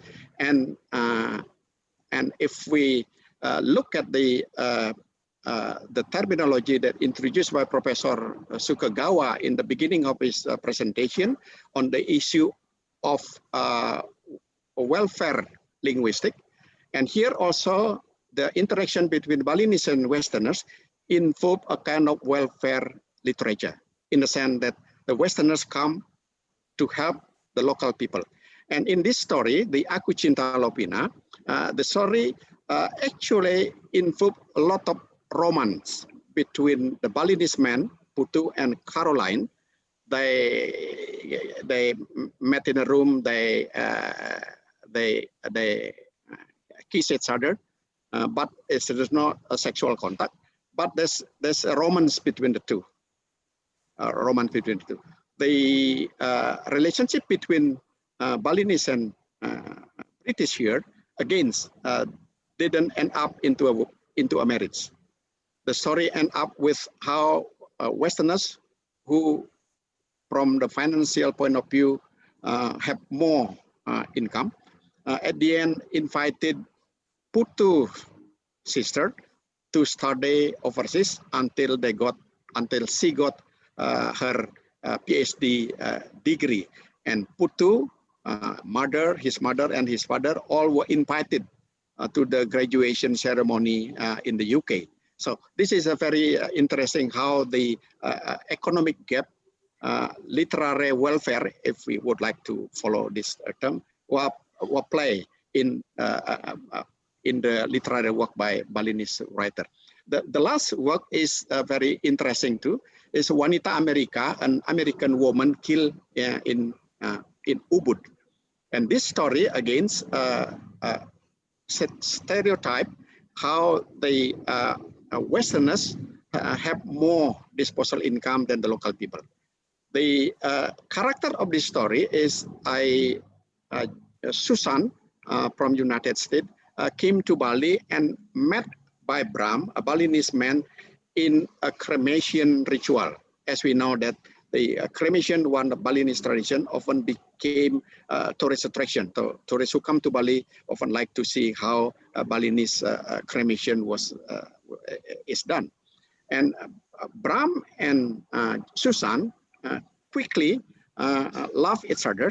The writer described them how they spend the night together and having sex together, and again agree to marriage to each other. So they love each other. But at the end, like the other story, the writer didn't like to see the unite between the Balinese and Westerners. So they kill the woman character through a literary device by disclose that Susan, the American woman, was not a really pure tourist who come to Bali, but was a member of gun syndicate who ran away from her country to Bali. And she was shot down by another gang, her enemy, another syndicate. So the point that I would like to pick up here is, although Balinese and Westerners easily get together in a cross-cultural interaction, falling in love, having holiday romance, promise to marry, at the end, marriage never taking place. Marriage never taking place. Those are the main subconsciousness theme of literary works by Balinese writer. Way different from the anthology that's written in the Balinese language, published recently, the Mekal Paris. In the Mekal Paris, that contain, I think it's 14 short story, including short story between Balinese man and French woman, Balinese man and Japanese woman. Stereotyping, again, taking place. The Westerners, the foreigners are more riches, and they come to Bali because they lose something spiritually in their home country. And when they come to Bali, they some sort of find what they're looking for. For example, Mekal Paris, from Paris, her name was Christina. She fall in love with Ida Bagus, a man from the upper caste in Bali, and they married together. Although marriage taking place in the short story, again, the writer tried to maintain Balinese as being Balinese.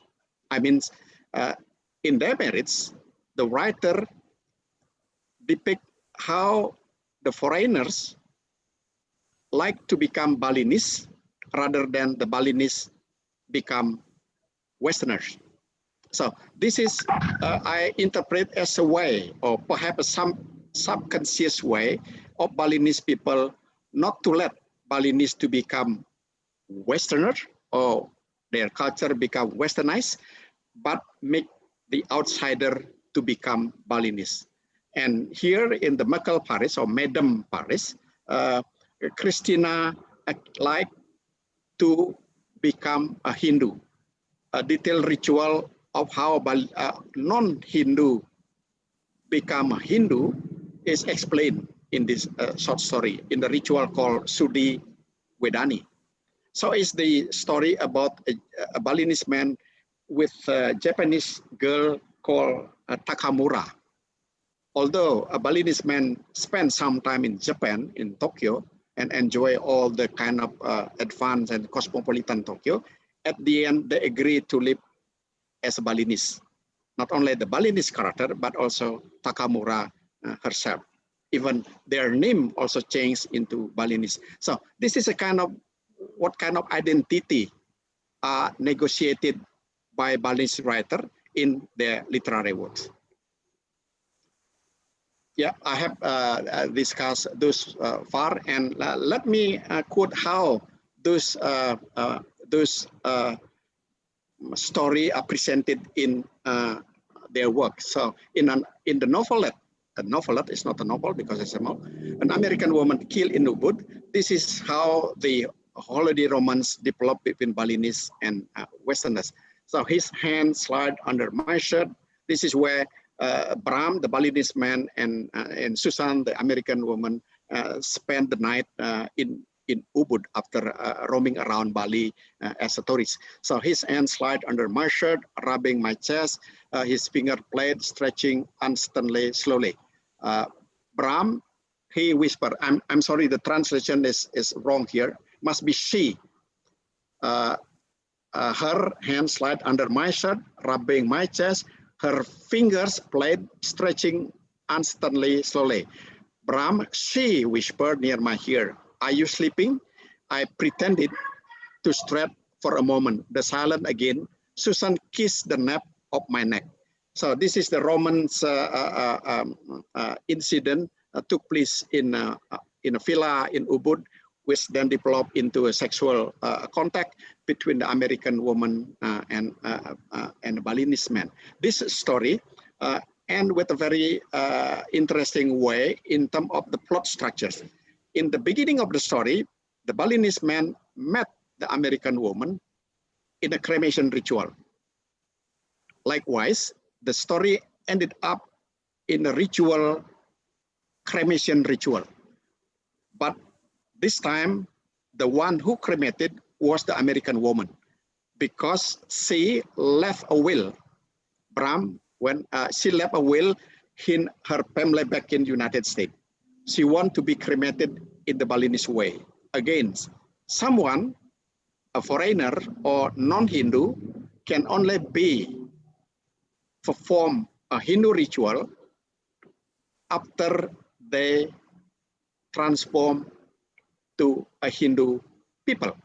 So again, the process of Hinduization that occurred in Madame Paris also occurred in this novel. So it's a lot of interesting plot element taking place in the story by Balinese writer in terms of Balinese identity. So if your identity is not Hindu, you cannot be cremated. But if you wish to be cremated, you have to accept to be Hinduized yourself first. It's something like that.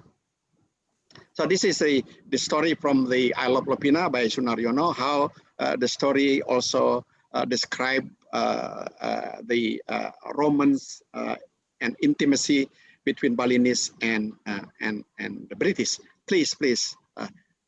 Again, she said while pulling me to bed, even though it was my first time kissing, I tried to maintain my awareness as a hotel employee who had to serve their guests, but not serve in bed.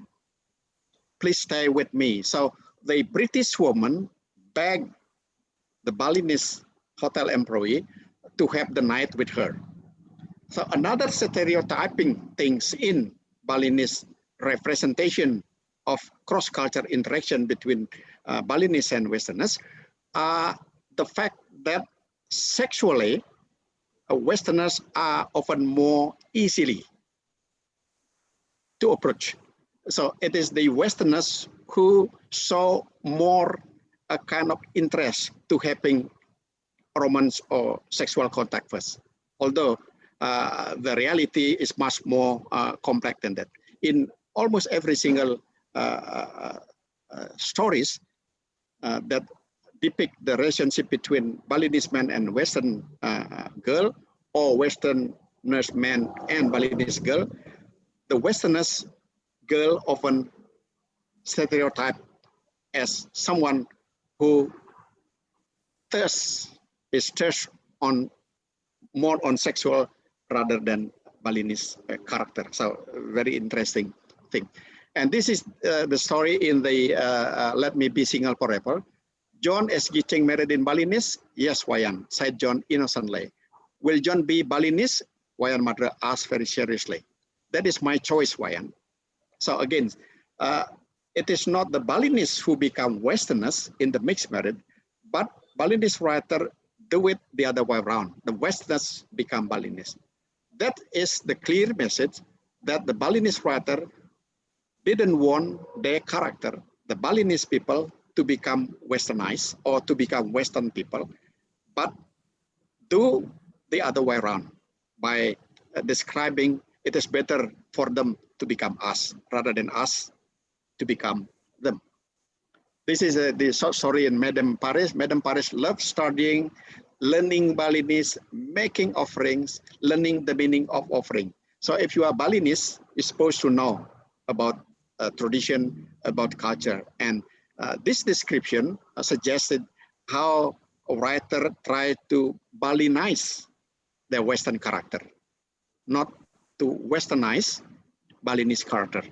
If the last case occurred, that means Balinese will lose their identity. So this is a story, a kind of way of Balinese writer, not only one, but many of them, not only a couple of literary texts, but in many literary texts, how Balinese writer suggested that it would be better for Balinese to keep their culture, to keep their language, to keep their religion, but still become an open fortress, welcome others without needing to becoming them. So this is all have been mentioned. My conclusion to end my presentation. So reading literary works by Balinese writer from the host and guest relationship.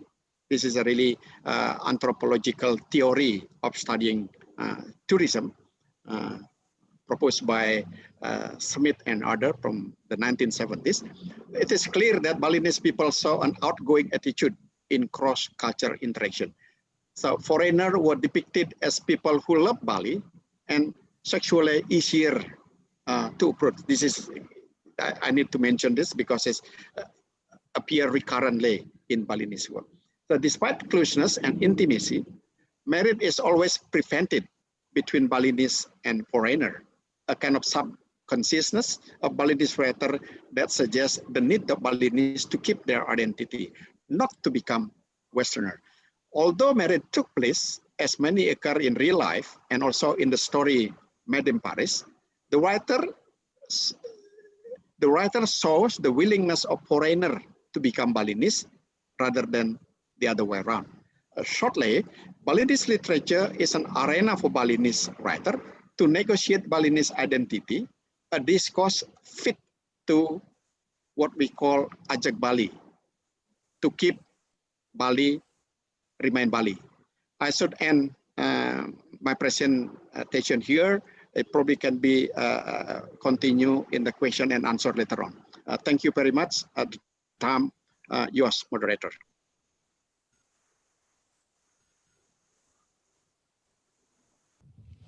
Okay, thank you very much, Professor Dharma, and very interesting presentation. And I find the uniqueness of these presentations is about tourism, particularly it's about the characteristic of the Balinese tourism and also the foreign tourists that come to Bali, in searching for the slow life and escape from the race life in the big city, and also the feeling of nostalgic, I guess, is and also the Orientalism. So maybe that's also they have relation to the romance story of the tourists in Bali, and the unique and other uniquenesses about the Balinese identity as the Balinese, and how this romance story ended unhappily. This is unlike the romance story in general, which ended happily. For example, the bestseller that we know in the 2006, which is written by Elizabeth Gilbert, it's about age, play, and love, and how they're traveling for the local cuisine, local authentic cuisine to Italy, and they traveling for the spiritual in India, and finally they find love in Bali. So actually this is ending in happily, but it's different to what the Professor Dharma presented just now. And also, and if we think about this story will be ended happily, I guess maybe it will be well, as we know about the catching phrase, very popular catching phrase, it will be, you can take the girl out of Bali, but you cannot take the Balinese-ness out of the girl. Maybe, so that is how the Balinese maintain their Balinese-ness as a Balinese identity. Okay, thank you very much. And because, well, we run out of time, so now we will move to the question and answer sessions. From the inbox, I already saw a number of questions from the participants. Now, we will start the questions addressed to Professor Sukegawa. We have two questions here from Pa Adi. Okay, I will start with the first question. Did the research address their attitude regarding the target language, I mean the Japanese? And since I believe language attitude might contribute to the success of their mastery of a target language. And that is their first questions. And the second one is what programs have been conducted to workers in order to help the master Japanese language? Maybe example, immersion program, maybe, or other programs. Okay, that's the two questions. Please, Professor Sukegawa. よろしくお願いします。 Yes, language attitude is, as is pointed out, important. And I and my colleague, many follow-up interviews to the subjects after the OPI. And it is very out to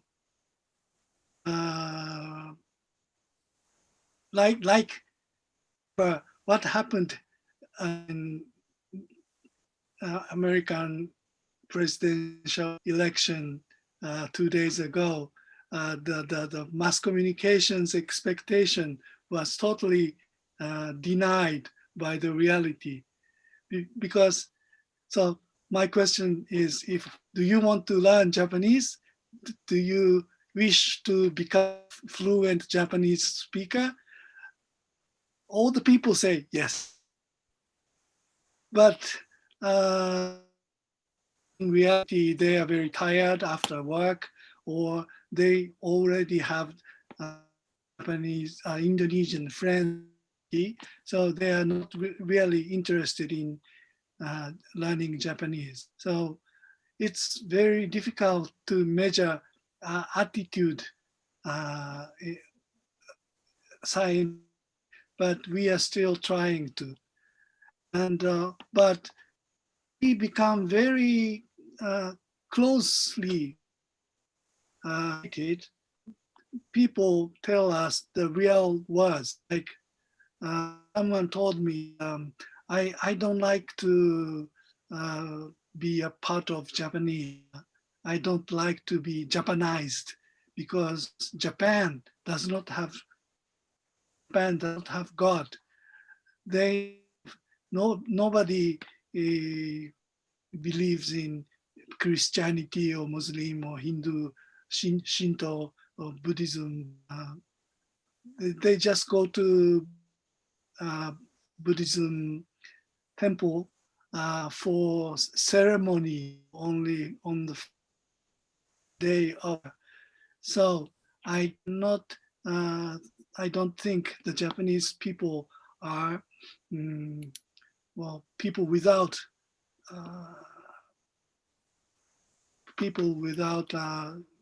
religious mind. So they feel they are away. They feel psychological distance from Japanese. So I think that's one of the reasons why that person did not learn Japanese. So, but I am not ready to perfect the question. The question is very interesting question. That exactly we have the same question always in our mind. Thank you very much for asking. And what was the second question? And the second question is, what programs have been conducted to workers in order to help them master Japanese language? For example, immersion program maybe? There's no, there are basically two kinds of Indonesian migrant workers in ORI. One is Nikkei, descendants of Japanese. So they come to Japan without any formal teaching, learning Japanese language. And the only way is they learn on their own or attend volunteer Japanese language class, which is conducted twice a month in ORI city hall. And the other type of migrant workers are technical trainees. And in this case, they have to learn 2 or 3 months intensively before leaving Indonesia. And after arriving in Japan, again 100 hours or so. And the method is quite traditional, grammar translation or pattern practice method. Pattern practice, audiolingual method still used. So immersion program is, well, for kids, yes. Actually, young kids of primary school or kindergarten age are mixed Japanese, so they automatically learn the language. It's not actually immersion, but they learn Japanese, but to their mother tongue Indonesian, attrition happens. So many young kids become Japanese monolingual, and as they grow up, they cannot communicate with their parents. That is another serious problem happening in ORI. I think I answered. Thank you very much, Professor Sugigawa, and I find it very interesting for the next research. Research questions. Okay, thank you very much. And now we move to the question addressed to Professor Dharma Putra. We have 2 questions here. First question is from Vira, the student of English language education. The question is, background of the writer, I think, influenced his or her writing. I'm sorry. Background of the writer, I think, influenced a lot his or her writing. Can we use his or her writing as the representatives of the community where the writer comes from? Okay, Professor Dharma Putra, could you please answer the question?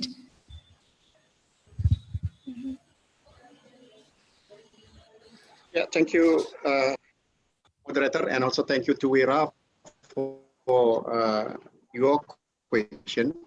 Yes, we can study the meaning of literary text from the writer point of view, or from the writer just looking text. The other one, we can also study a literature based on the reception of the reader. A different reader might have different comments. So if we want to look at the meaning of literature from the background of the writer, we certainly can do so. And in this special example, I can tell you that how the works by Sunaryono Basuki is very different from those 3, because the work by Sunaryono Basuki is set in 2 places, one in Bali, in the Lopina and beyond, and also in London. And we can tell that Sunaryono could do so because he had the experience to spend some time when he studied for his master degree in the UK.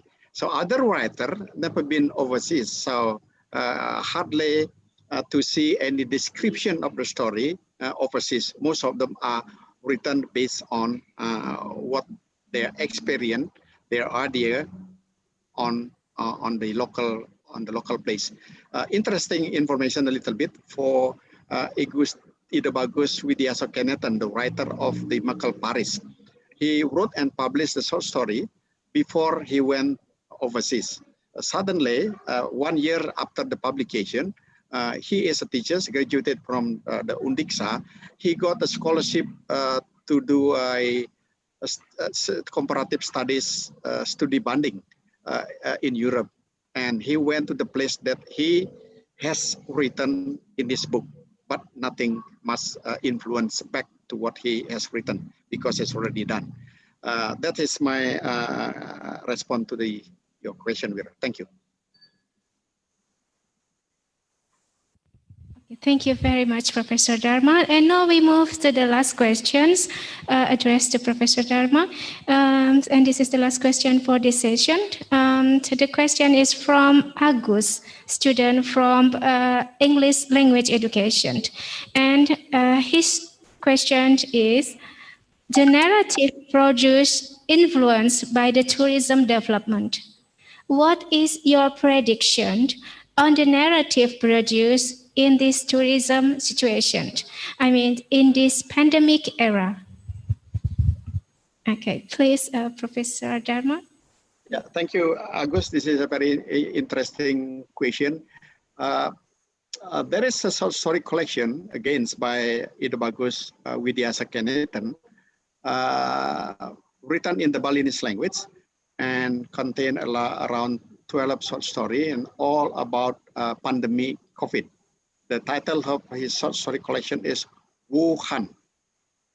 We know that Wuhan is the place in China where the pandemic outbreak first took place. And I haven't read all the story, but in general, it's inspired by what happened in the world right now. And I'm sure that there's a lot of works that take a theme on pandemic, published in the newspaper, online, published as book form or e-book form that we can read, including short story novel. And I use some of them as teaching material for my class. I asked my students to find short story on pandemic online, and then we discussed it. And they found out a lot of story very interesting. For example, one earlier story about the pandemic took place in Sumatra, in a village where it was written in February or March, where the outbreak, the pandemic was still considered not exist or will never occur in Indonesia. During those days, the declination or the refusion or denial on the outbreak came to Indonesia was the public discourse, and the story influenced by the public discourse in those days. Indonesia is a tropical country, will free from pandemic, but now we know that pandemic occur everywhere. So it's very interesting things. Thank you.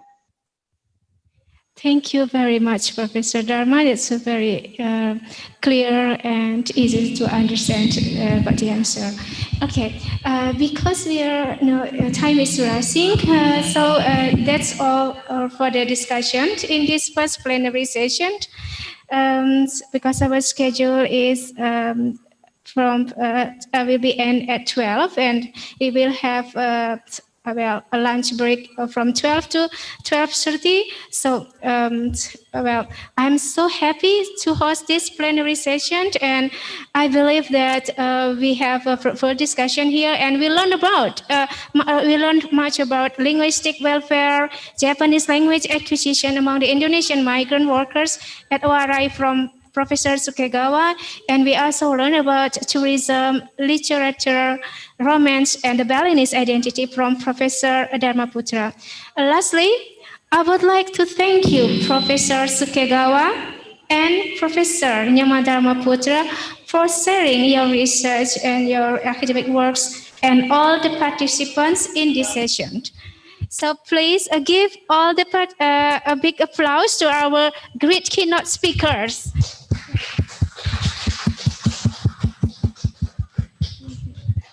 Well, that's the end of our first plenary session, and I would like to give back the screen to the Master of Ceremony. Thank you.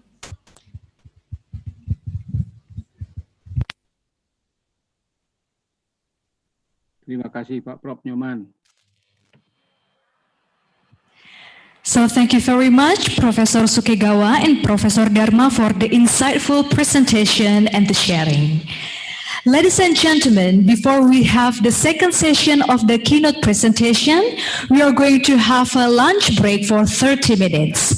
And while you are having your lunch break, you will be entertained by some performances performed by our students from language and art faculties.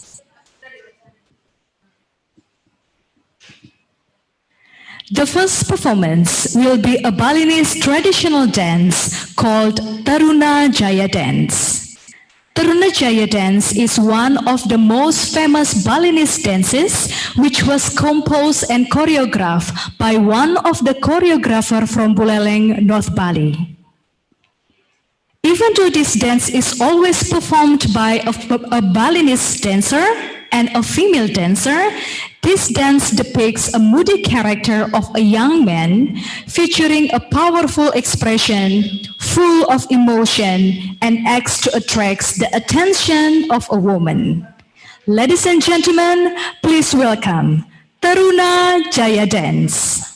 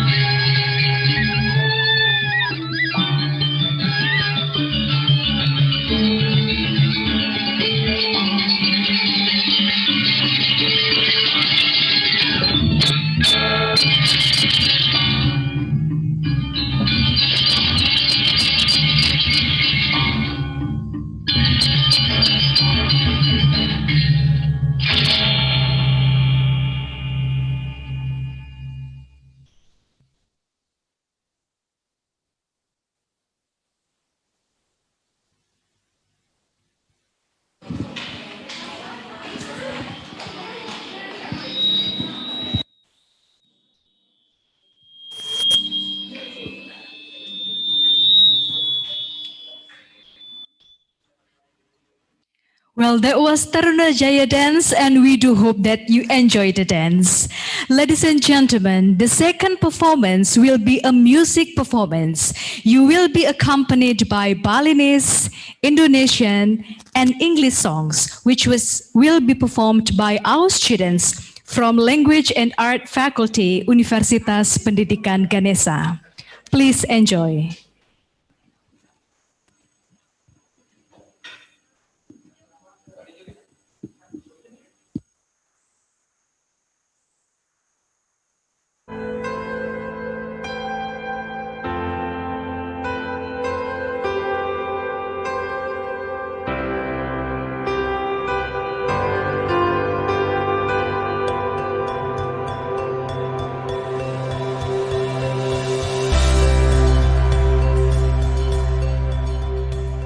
First International Conference on Languages and Arts Across Cultures, ICLAAC. Date of event, 5th of November 2020. Venue, via Zoom webinar and Zoom meeting. International Conference on Languages and Arts Across Cultures, ICLAAC, is a transformation from ICEAC, International Conference on English Across Cultures, that has been hosted for 8 years by the Language and Art Faculty of Universitas, Pendidikan, Ganesha, and UNDIKSHA in Indonesia.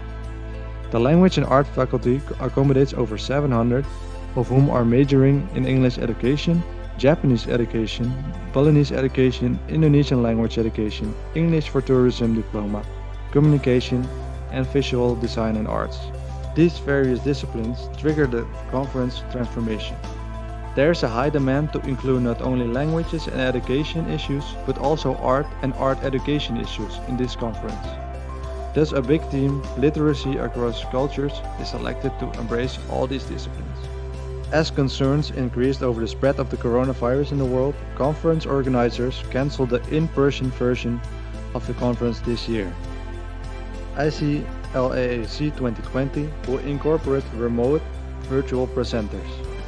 Keynote speakers' presentations will be streamed online through Zoom webinar.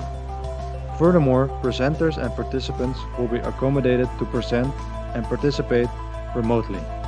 Arrangement of online presentation possibility is going to be informed later. This decision is taken due to the COVID-19 coronavirus pandemic and it is full support of public authorities in the world in their effort to slow the spread of the disease. The theme of this conference is literacy across cultures. The topics to be presented in the conference are mentioned but not limited to as follows. English in education, teaching English for young learners. TESOL, teaching English and technology. Character education, special need education. Assessment, media development, professional development, material development, and teaching methods. For specific purposes, applied linguistics, cross-cultural understanding, arts and cultures, arts and language, visual design. The keynote speakers in this conference are Sanjoy Kumar De, Shanta Mariam University of Creative Technology, Bangladesh. Cora Lindsay, PhD, the University of Nottingham, UK. Professor Yasuhiko Sukegawa, Tokyo International University, Japan. Professor Dr. Inyoman Dharmaputra, Universitas Udayana, Indonesia. Professor Loputu Artini, MA, PhD, Universitas Pendidikan, Ganesha, Indonesia.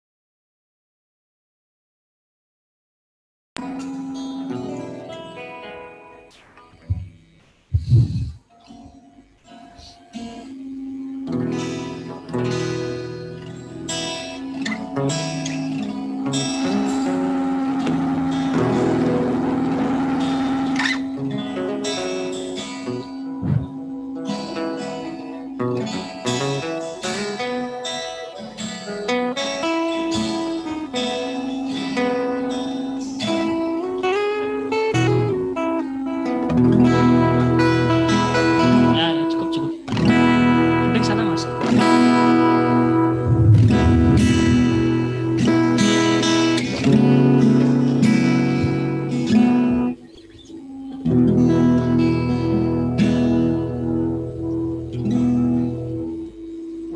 Oke, selamat siang semuanya. Saya salah satu perwakilan pada hari ini akan menyanyikan beberapa buah lagu sembari menikmati makan siang.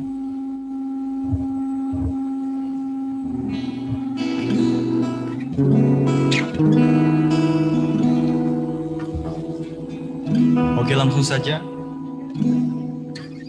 Lagu pertama dari kami, lagu dari Michael Bublé yang berjudul Home. Selamat mendengarkan.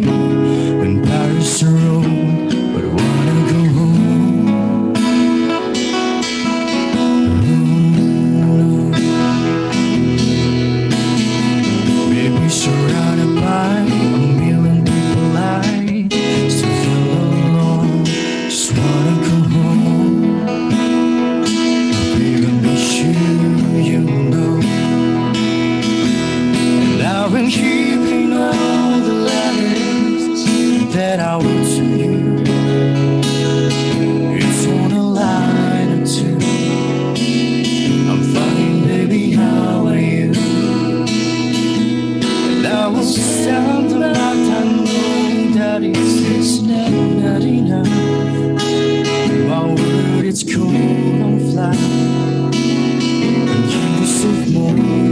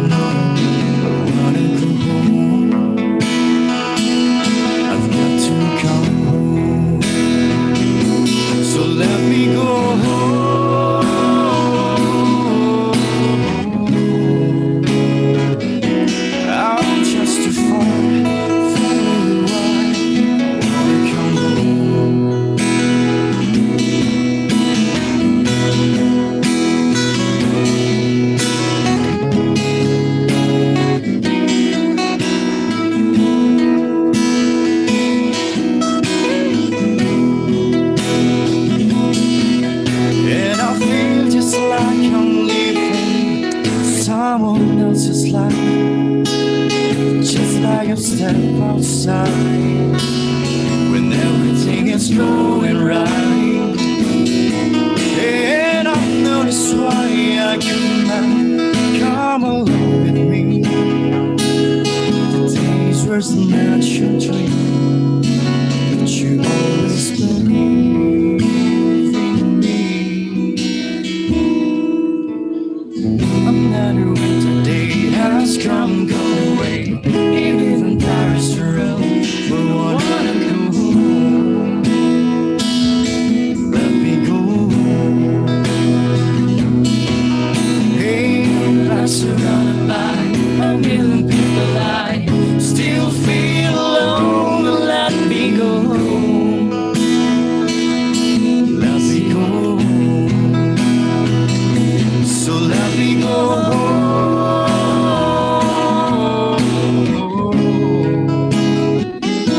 I'm just too far from where you are. I wanna go home. Let me go home.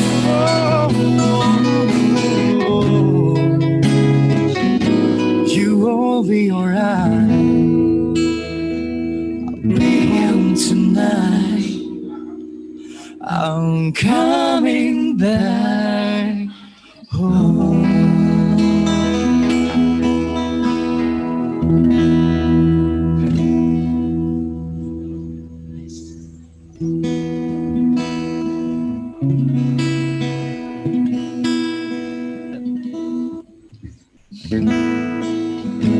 Oke, untuk lagu selanjutnya, gimana nyanyi lagu Bali? Kas. Oke, lagu selanjutnya lagu Bali yang asli dinyanyikan oleh Rake Sidan yang berjudul Sombrero.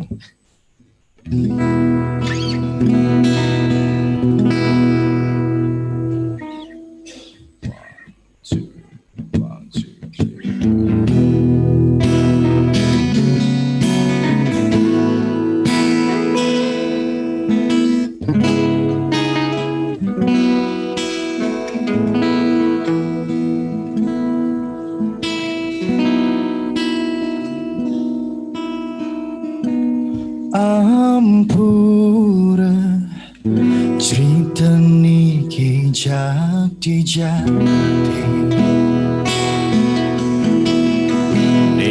yang pegawai negeri tugas ring kantor bupati golongan tiang tinggi.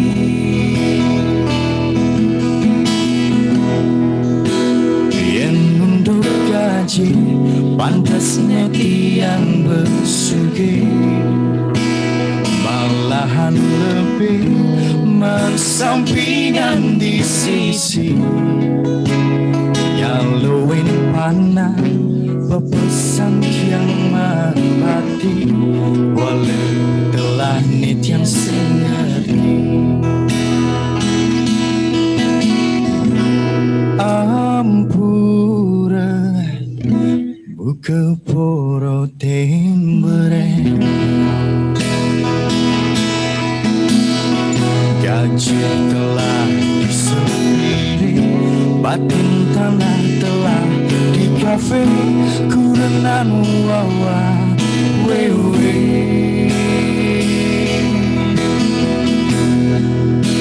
Yang kurenan ni nagi pipis bagi mane yending tip wetris ilimaning nyalokin satu satap tali selokan tu sing merasa walau telah nijang sing ngerti. Apa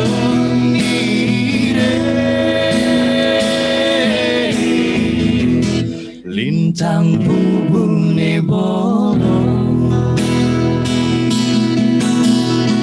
pipis liune di kantong buka amarero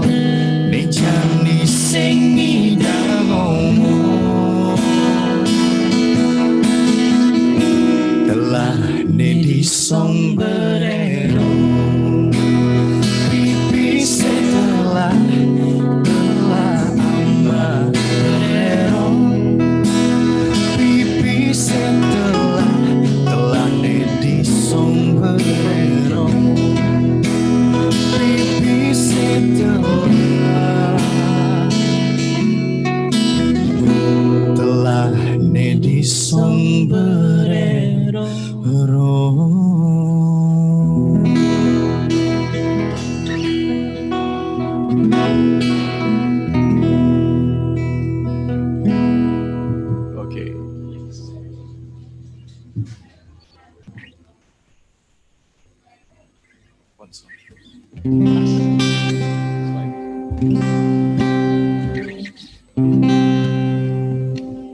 Oke, lagu terakhir dari kami.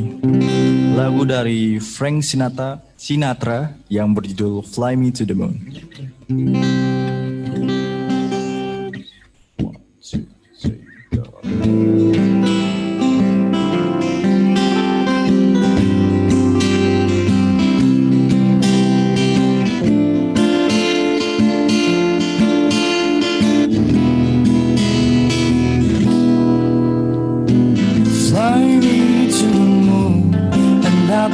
Played among the stars. Let me see what spring is like on Jupiter and Mars.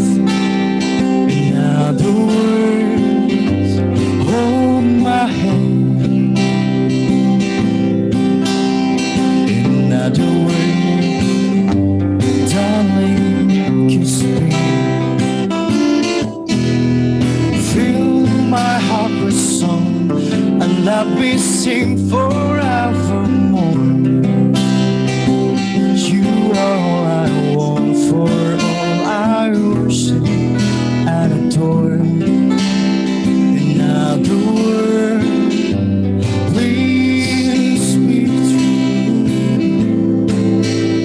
In other words, baby, kiss me.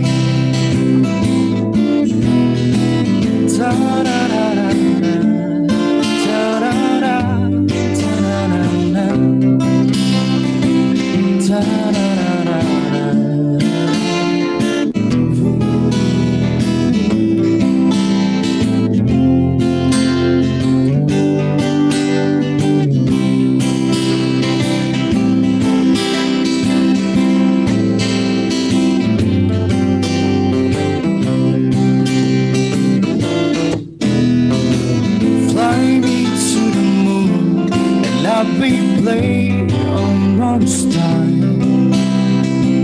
Let me see what spring is like on Jupiter and Mars. In other words, hold my hand. In other words, darling, kiss me. Fill my heart with song and let me sing forevermore. You are all I want, for all I worship and adore.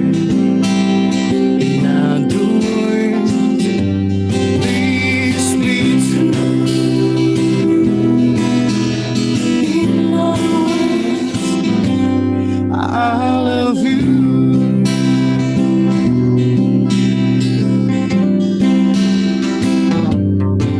I love you.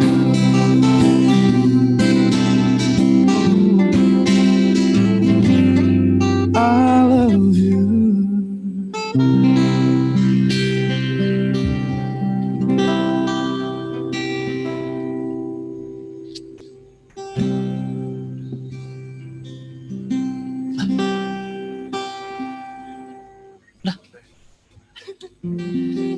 Nasi ya.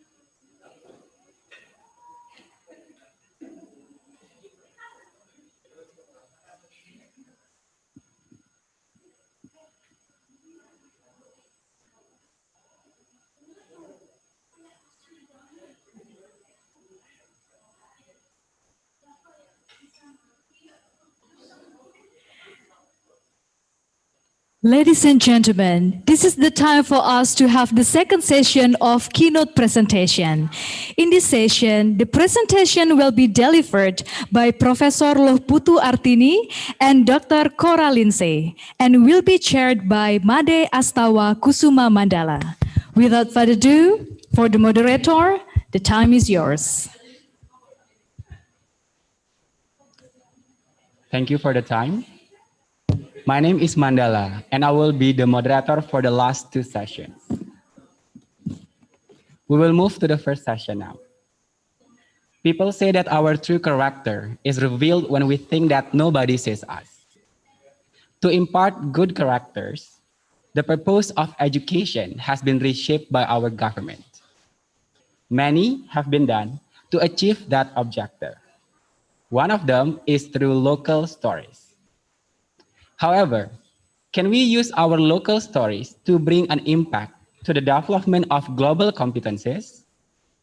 Thus, to answer the question, it is important to us to learn from the person who has been into the field for many years. Let me introduce you our speaker for the third session. Professor Dr. Andos Lohputu Artini, MA PhD. She did her bachelor degree in FKIP UNUD with English education as her major, and she earned her master's degree at La Trobe University, Melbourne, Australia, and did her doctorate degree in Newcastle University, Australia. Her non-degree trainings involve bilingual education in Leuven Education College in Belgium in 2010, and children's literacy in Indiana University, USA in 2011. She currently works as the secretary of the Postgraduate of English Education Department. She has 9 journals which are Scopus indexed, and she has written 9 books, which are one of them is Bilingualism and Education, published by Graha Ilmu, and she has become keynote and a speaker in many conferences, either it is in Indonesia or in international world. She currently teaches English across curriculum, literacy and language learning, bilingualism and bilingual education, EFL analysis, design and practice, and strategy and design. I believe with the description that I have mentioned before, we are getting more excited to learn more from her presentation. However, before we would move on, I would like to give a friendly reminder that the presentation time will be for about 45 minutes, and the discussion session for the third presentation today will be conducted after the fourth presentation. So without further ado, let's welcome the speaker for this session, Ms. Lohputu Artini. The time is yours. Thank you, moderator. Thank you for introducing me. Good afternoon, everyone, wherever you are. Good afternoon. Very warm greeting from Universitas Pendidikan Ganesha, Bali. I'm from this university and very excited to have the opportunity to share an idea in relation to teaching in general or character education in particular. The title of my presentation today is Cross-Cultural Stories in Language Learning from Local to Global. Well, if you put cross-cultural stories into the Google search engine, probably you can find this. Yeah, because most likely that you can find cross-cultural communication, cross-cultural understanding, but not likely that you can find cross-cultural stories. I have a reason to put this terminology, and I'm going to explain later on. The outline of my presentation today, I'm going to start with education goals in general. And I'm going to narrow down into the possibility of the need to redefine education in general, or the two-sided of education in particular. And then we go on with character education from historical perspective. And I'm going to relate this to global competencies, and we are going to see example of the cross-cultural stories that I mentioned before, including the how and the why. So the how here is related to how it is taught. So how do you teach using the cross-cultural stories? And then what do you need to get from there? How do you assess that? What are you going to get from there? And then how is it related to the global competencies? And then finally, I end up with the conclusions. Ladies and gentlemen, if we look at education is a very broad terminology. I'm not going to talk about the definition of education, but I'm going to narrow it down into a definition of education which can be we can give an analogy of two-sided coin. In one side, it is smart. On the other side, it is good. So education here is like a two-sided coin. What is meant by smart here? It's all to do with intelligence. It's all to do with knowledge that learners get, whether it is from formal educations or maybe non-formal educations, or maybe informal education. So everything to do with knowledge and competencies. Knowledge and competencies that are needed for the life, for real life. And what is meant by good here? Good is to do with moral. Good is to do with characters. It is called moral characters, but usually it is the characters that is used as the terminology. So good here to do with moral characters that make the world a better place to live. This is very broad, probably I say this. Why? Because when we talk about characters, this is to do with something very permanent. Yeah, this is a permanent ownership of somebody that is reflected in the behavior, in the ethical, acceptable behavior that affect the persons to be harmonious part of the community. So that's why I said, when we talk about community, it could be a small scope, and then in a bigger scope is the world. So if people have good characters, they can be a harmonious part of the world, so that it can make the world a better place to live. And between smart and good, they can't stand alone. To be smart, you need also to be good. To be good, you also need to be smart. I'm going to go to UNESCO now to relate the goals. As you know, from 1972, UNESCO already introduced the 4 pillars of education that are very related to the goals itself.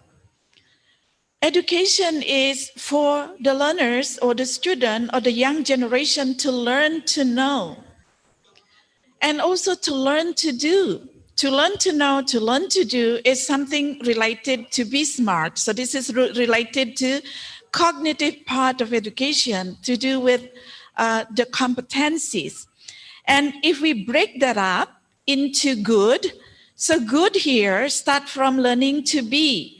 Because when you are good, you are a person who have the self-esteem, who can control emotional intelligence, who have the level of emotional intelligence, who have the ability to be critical and also to have the awareness of the cultural differences.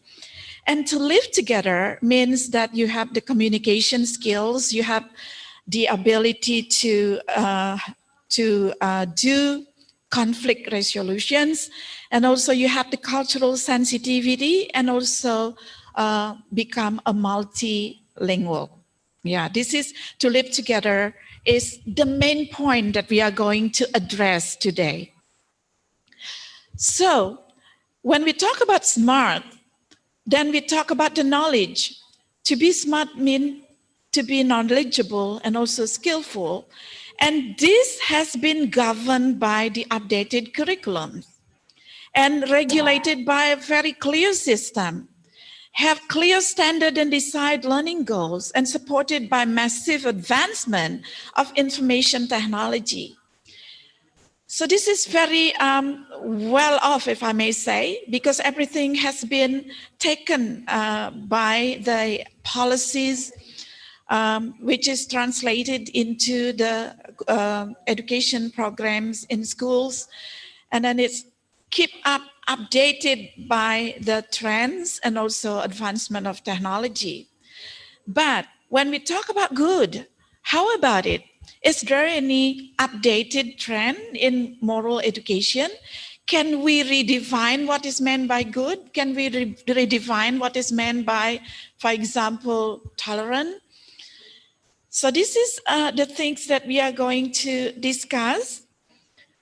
When we talk about moral characters from historical perspective, it has been long in the history that character is introduced through social ethics. So in the community, it is introduced through religions, and then also introduced through cultural values. And the role of the parents here and also the community is to introduce this. And also the role of the parents and community is to define characters from the dichotomy of good and bad. So good is meant socially acceptable and bad is socially unacceptable. So this is it's a dichotomy. And for a long time, moral characters has been passed on the message of good and bad through stories. So here, stories have the role as the vehicle to teach characters. Now, what about the role of schools? Schools have the authority to do formal interventions. What is meant by formal intervention? The school have the authority to design program, to design policies, to design strategies so that characters are exposed, character are taught, character are modeled in such a way so that the children or the generation can achieve according to the desired goals. The school also have the roles to provide multiple opportunities to students to learn about and also to discuss and to enact positive social behaviors. And school build partnership with parents and also demonstrate exemplary models of social behaviors. So we can see here, school have a very important roles. School have the strategy, school have also the model, the program of doing interventions so that it can be expected that the goals for character building can be achieved optimally. Now, how are characters defined today? In the past, characters are very close related to social ethic with the dichotomy of good and bad. With the modern world, character are defined according to different parameters, from characters which are already listed in the country. Every country have the kind of characters that they believe to be developed. And this is an example from Indonesia, that Indonesia have the characters of religious, nationalism, independence, community responsibility, and integrity. And underneath this, there are some other values that belong to this big value. For example, In the community responsibility, for example, there is the value of honesty, the value of politeness, the value of, for example, collaborations, and so forth. And also there is a parameters of literacy. Everything needs literacy. Yeah, everything needs meaning, because literacy is how you make how you make meaning out of everything and then use it to the real life. So characters is also underlined by the notion of literacy. And because we live in the 21st century, then literacy is also underlined by all the skills. The 21st century learning have 16 skills, and we only here because it is to do with classroom or to do with schools, to do with activity inside of the classroom.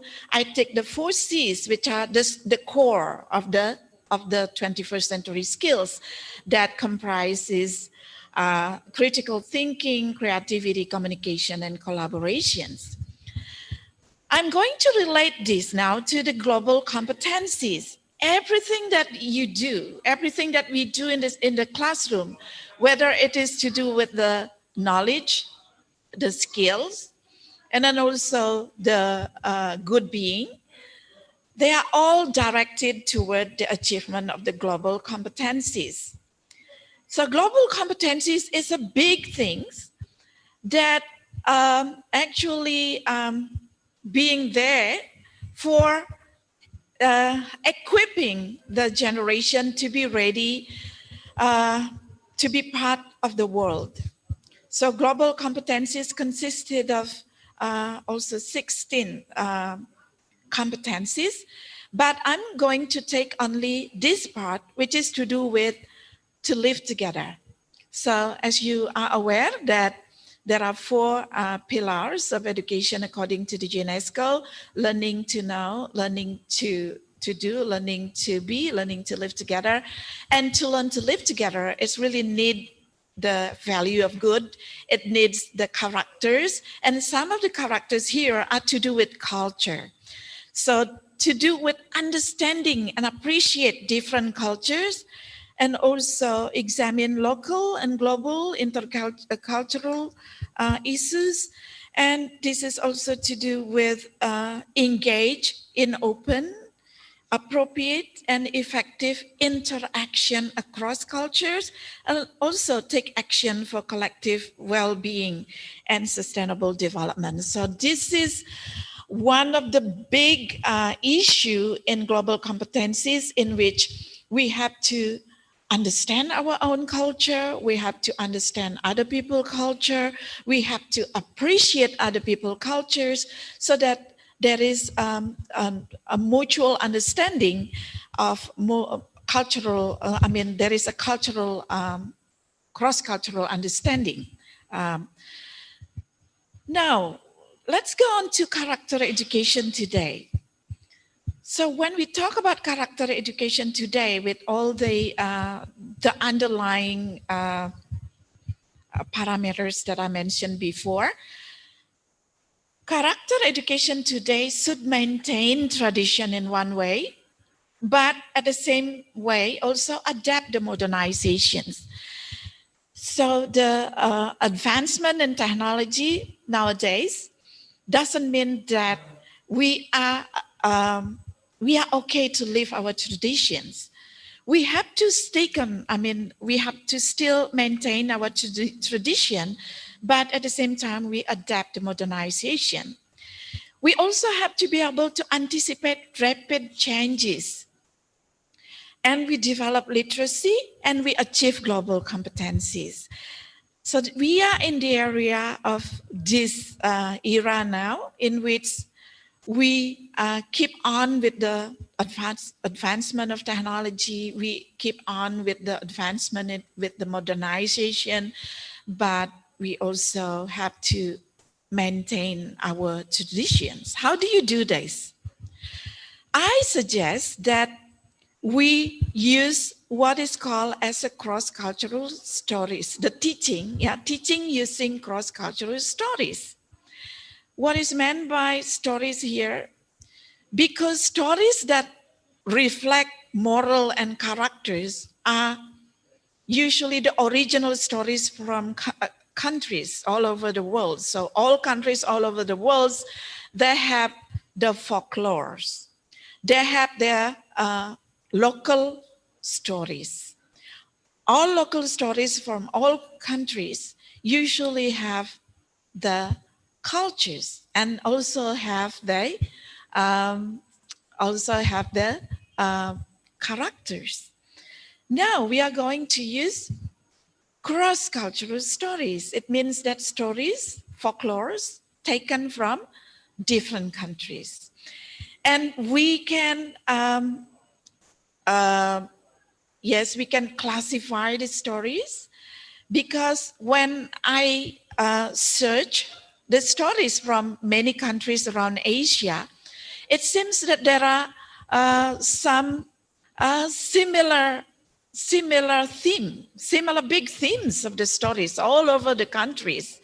And we can classify them according to the big themes, and we can do cross-cultural stories there and do activities inside of a classroom. I'm going to show you later how do you use that in the classroom, and then what do you get from using those stories. So what are the purposes of using cross-cultural stories here? To build an awareness among the young generation about diversity of the world. This is very important. If you look at the main point of the global competencies previously, this is also about understanding of the cultures across countries. And the next one is to understand the differences as part of the learning. So differences is part of the learning, and appreciate differences and build respect to others, and engage in multicultural activities to celebrate the differences. What happened so far, we heard quite a lot. People say that differences must be tolerated, but I think it's not only tolerated, it's more than that. Differences must be celebrated. And also the use of cross-cultural cultural stories is to achieve the global competencies. How do we use it? So if you look at,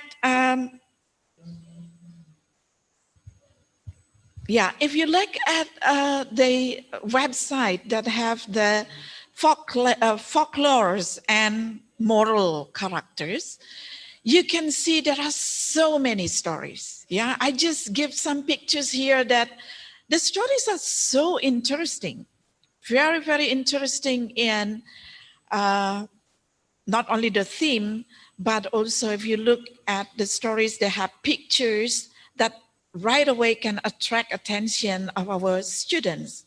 Yeah, and in this screen, we have the story from Indonesia on the left, and we have a story from Thailand on the right. So from the picture alone, we can talk about a lot of things. We can talk a lot about differences here, differences in cultures, differences and differences in way of life, differences in the customs.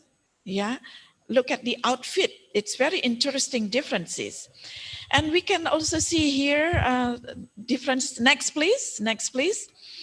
We can also see how beautiful the pictures are, in which we can start right away talking about this with the children, so that we can develop them into an engaging activity, engaging literacy activities, which, yeah, from the screen on the left, we can have a beautiful picture of a story from Africa. And on the right, we have also a beautiful picture representing the culture in China. Next, please. Yes. Now, if you look at the cross-cultural stories, before we start teaching, what do we do inside the classroom? What do we aim at when we use this story inside of a classroom? This is only an example. It doesn't mean that you have to do exactly like what I did. This is how I plan myself. When I use the cross-cultural stories, I start with planning about the character education by Licona that my teaching should, to some point, guide the student to develop in character education. So there is the level of moral knowing. I start with making them know. And then after that, I make them feel about the character differences. And then after that, in the future, in the near or the later, they will have the moral actions. I also have a plan here of the 21st century learning. When I use this story, I have to make sure that the students will also develop in the skills, develop in the 21st century learning skills. So I have the plan in my mind and also written plan that in the activity using the cross-cultural stories, the students should have the learning experience with critical thinking, with creativity, with collaboration, with communications. And I, of course, have to relate my teaching to the global competencies in which the students are expected to understand and appreciate the perspective and the worldview of others. And also, I want my students to engage in open and appropriate and effective interactions. So not literally with people from different cultures, but from the class to understand and relate themselves from the story with people from different countries. I'm going to start with an example now. I have a number of examples. There are so many stories that I collected from all around Asia alone. You can imagine if you want to collect stories from all over the world. From Asia alone, you have so many. And I classify the story here from the big theme. And one of the story here is from Indonesia. And another story I'm going to introduce later is from Vietnam. And the other one is from the Philippines, I think, and they have the same theme. This is a story of what is repeatedly happened with girls, two girls. One is lucky girls, the other is unlucky girls, and in which there is a stepmother in between them. So I'm going to read this story very quickly. So once upon a time, long time ago, there was a widow who lived with her daughter named Bawang Merah and her stepdaughter named Bawang Putih. Bawang Putih is beautiful, kind-hearted, helpful, obedient, diligent, and polite. Bawang Merah was in contrast with all those. Bawang Putih did all the housework by herself, to cook, to clean the house, to fetch water from the river, to do the washing up. However, every day, she was physically and verbally abused by the mother and the sister for no reasons. No matter how diligent Bawang Putih was, she never stopped being bullied by the two of them. So this is how unfortunate the girl, one girl, and the other girl who is mean. Yeah, this is a story that seems to be there in every country in Asia. Yeah, what can you do? This is not a finished story anyway. This is just part of it. But I want to show you what you do with this. You can create moral character analysis. In the moral character analysis, you can have something like this. This is just an example. Maybe you can create something more creative than this. You have the form, so you have the story title and then the country of origin, and you have character names. So in the story I just introduced to you, you have the character's name of Bawang Merah and Bawang Putih, and the description of the characters there. You have the very explicit characters description for Bawang Putih: beautiful, diligent, kind-hearted, polite. And then for the second one, it's not mentioned in the story. So the children have to find the words. So they have to find the opposite words for that. So in that case, they already started to learn about opposite words. And also they learn about characters. And they start having the feeling. Yeah, maybe they are going to go in, in opposition to Bawang Merah, who has all the main characters, and probably have the pro to Bawang Putih, who has all the good characters. So in this case, the children already learn about the good and the bad, and maybe have the feeling of to which characters they are in favor to. And after that, you can put the cultural unique here, which actually train the student to think critically. What is unique about the culture in the story?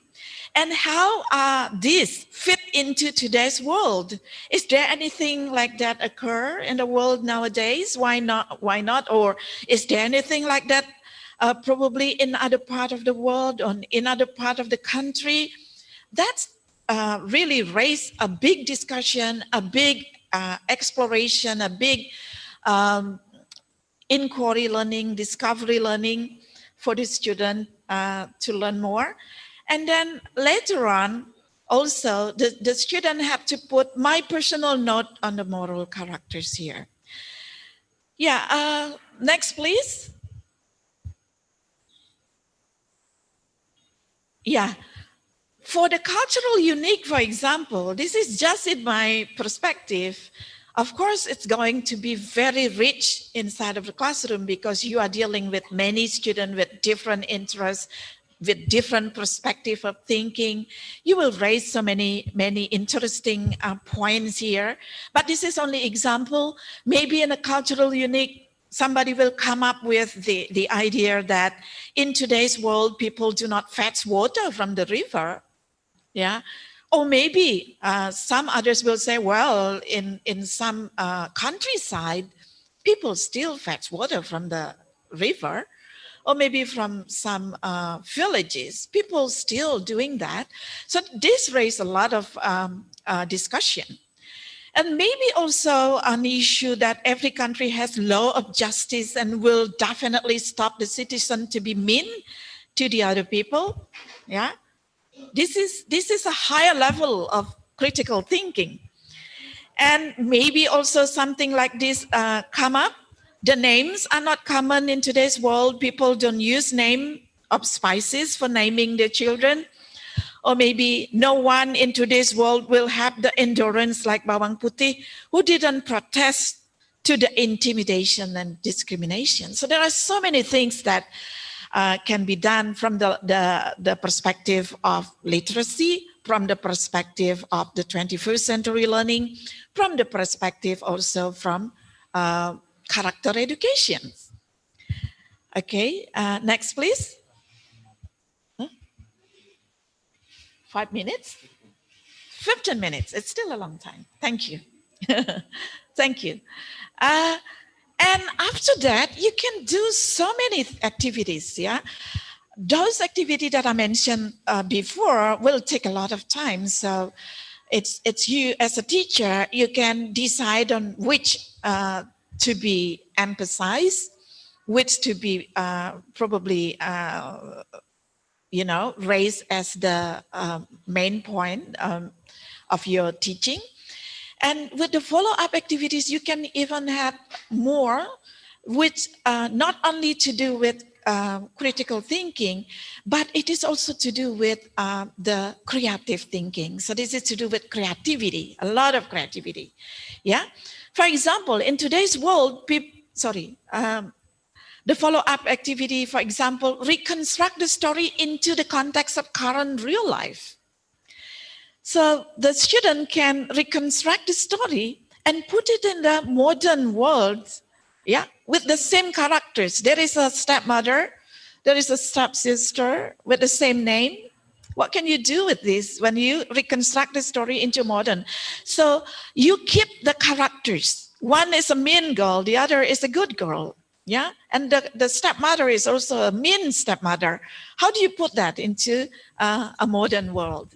Yeah. Oh, maybe you can have an activity of make a story review. So you review the story and you are going to publish that in the Wall magazine. Or maybe you can write a drama script.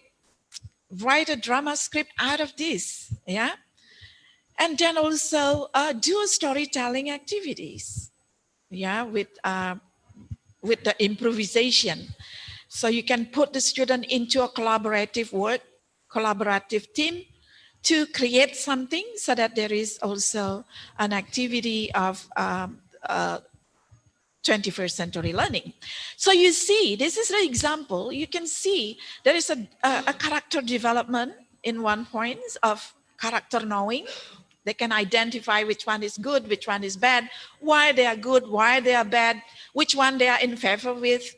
And they can also have the feeling, because in the story, you can see how the good character has been intimidated, has been, you know, having all the bad luck, yeah, and having the miserable life. And that will make the feeling of the student that they feel very empathy, yeah, feeling empathic to the characters who has been the victim, yeah, the victim of the bad characters. And later on, you also going on with the creative activities, like what I mentioned before. So this is an example. I'm going to show you with the next example with the same theme. This is a story of Tam and Cham from Vietnam. Yeah. So I read the story. Once upon a time, there was a young girl named Tam whose mother died early, and so her father remarried. Soon after, her stepmother gave birth to a daughter named Cham. When Tam's father died, stepmother began to abuse Tam and force her to do all the housework while Cham lived luxuriously.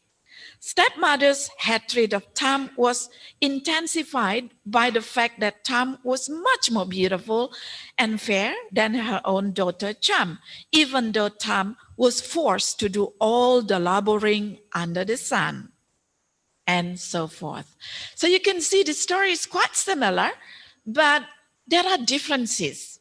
If you read the story through, you can see how the story going with a bit of a different plots, but the ending the same. So you can compare this, how you can make the comparison.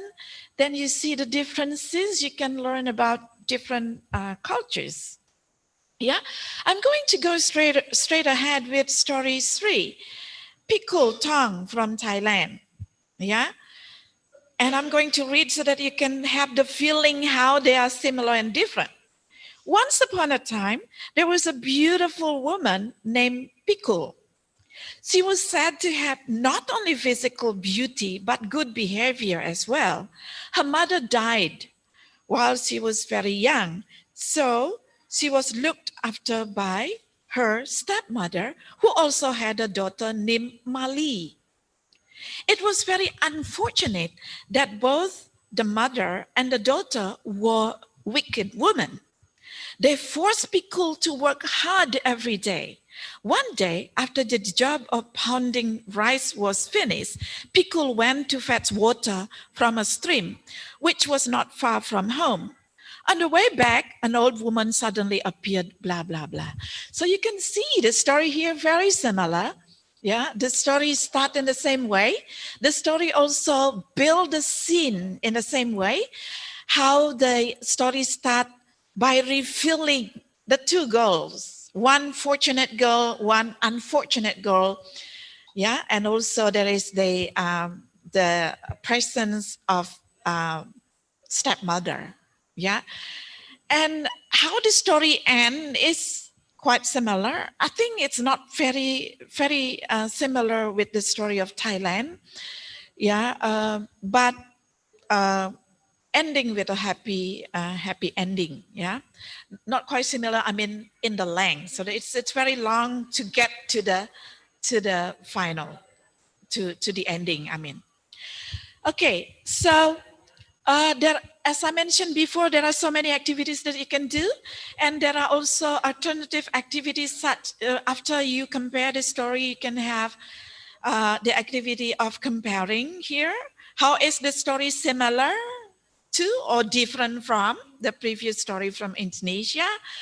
Which of the story is the best in giving a more dramatic impact on your feeling? For example, the feeling of sad, the feeling of empathy. Which one have, maybe affect you emotionally the most? And what are the points from the story which do not make sense in the context of today's world? And maybe you can give them continue the story, continue the story, giving them part of the story, and they have to continue the story to make a different ending. So there is also an activity of creativity. How do you assess them now? Yeah, assessment can be on daily basis every day, or you can assess them as after you see some effect. So on the daily basis, you can have some kind of form like this, and then you can put name and number, and then you can have L1, L2 for literacy 1, literacy 2. You have the level of literacy there, and you have character 1, character 2. You can have competency 1, skill 1 with C, maybe creativity, and so forth. You're free to do that. And then you can give the checklist of what you observable inside of the classroom. So when you do that on the daily basis inside of the classroom, you give them activity to this you give the student activity to do. You can do an observation. You can have the checklist so that a check, so that you have a record about what happened inside of the classroom. And then for assessing the student in a bigger sense here, you can use portfolio. Yeah, portfolio is, that portfolio is collection of student work. And with this collection of student work, you can see evidence of efforts, achievement, attitudes, and also you can see also the evidence of characters.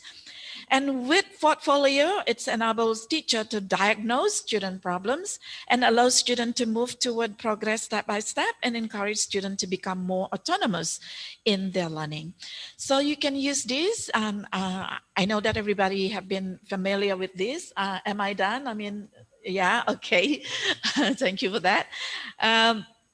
Yes, you can use this portfolio as well, because using portfolio, you have the collection. So every time you finish with a story, in the portfolio, they have already a folder comprises of their work, including what they think. So they note their personal note about the story.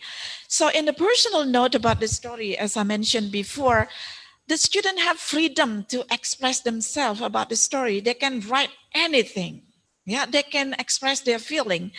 They can say also anything about the author. Probably they say the author seems to be blah, blah, blah, or maybe they comment on the story, or they maybe comment on the feeling about the unfortunate characters and so forth. So from the portfolio, you can see the activity from what is guided and then what is free, from limited freedom to absolute freedom, because they can write anything. So here, from the portfolio, you can have the evidence of the competence and to have the evidence of the character building. Next, please. Yeah, I come to the conclusion now. Yeah, so educational journey toward global competency should start, should start by recognizing our own culture first of all, and then go to other culture. So in that case, the children have the opportunity to compare and to have the experience with cross-cultural learning activities. In this case, we introduce to them the diversity. With what happened nowadays, maybe in some countries or in some schools, students are maybe, if I may say, not forced, maybe are guided to learn more on the cognitive part in comparison to the characters, to the building of characters. So there is no balance on that, which is probably a big issue, because there must be a balance between knowledge and also characters. Because when you teach the student knowledge, you also actually teach them characters, because characters come in any form. Can come in any form, can come with any subject, can come in any activities. The next one, also cross-cultural stories, is one of the example here, are easy in a way that there are so many things that you can create, so many activities you can create from the story. So it's easy, yet effective. So effective, why? Because effective for the students to learn so many aspects of the 21st century learning. They learn about the 21st century learning. They learn about the literacy. They learn about characters. Yeah. Okay. Maybe this is the last slide. Next. The last slide. Yes. So this is just a quote. Yeah. This is a very interesting quote. We must begin with quality education to combat ignorance, because I have to relate this to my statement before, that characters can make the world a better place to live. So that's why I quote this, that we must begin with quality education to combat ignorance, prejudice, and hatred, which are the root of discrimination and racism. We need education to disarm the fears that many feel of the unknown and of other people, their cultures, life choices, and belief. Education is the best way to foster a culture of peace and build inclusive society. So that's my presentation today, and thank you very much for listening. Thank you very much for your attention, and I give it back to the moderator. Thank you. Thank you so much. So that was the presentation from Ms. Luhputu Artini. We learned a lot about cross-cultural stories and how to bring its impact to the global competencies. Now I've got some questions for the presentation from Ms. Luhputu Artini, but I'm going to save them because we're going to have the discussion first, later, after the session with Cora Lindsay. Now let's move to the last presentation for today's conference. A good writer is once a good reader. We cannot write, if we never read. Reading and writing are intertwined. The abilities to write and read are referred to as literacy, which surely is a familiar term to all of us. However, cultural literacy might be a new term that not many people have heard about. To know more about cultural literacy, let me welcome the speaker for the fourth session today, Dr. Cora Lindsay. Dr. Cora Lindsay is a lecturer at School of Education, the University of Nottingham.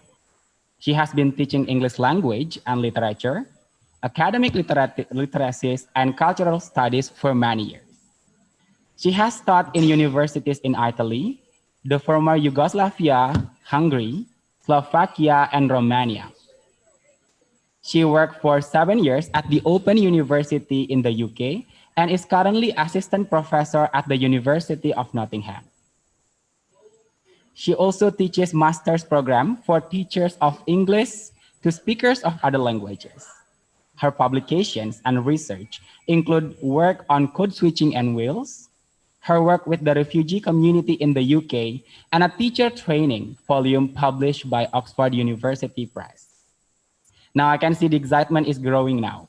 However, again, I would like to give a friendly reminder that the presentation will last for about 45 minutes. And after this presentation, we will have a discussion, the questions from Ms. Luhputu Artini's presentation and Cora Lindsay's presentation. Without further ado, let's welcome our speaker, Dr. Cora Lindsay. Please. Hello, thank you, Mandala, and it's lovely to see you.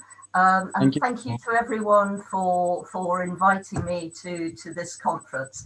It's very early in the morning here in the UK, so I've just had my second coffee, and I was very interested to hear the previous speaker. I've got lots of questions for her, lots of comments. And as Mandala knows, I'm a big fan of stories in terms of education and literacy. I'd like to try and share my screen. I hope this will work.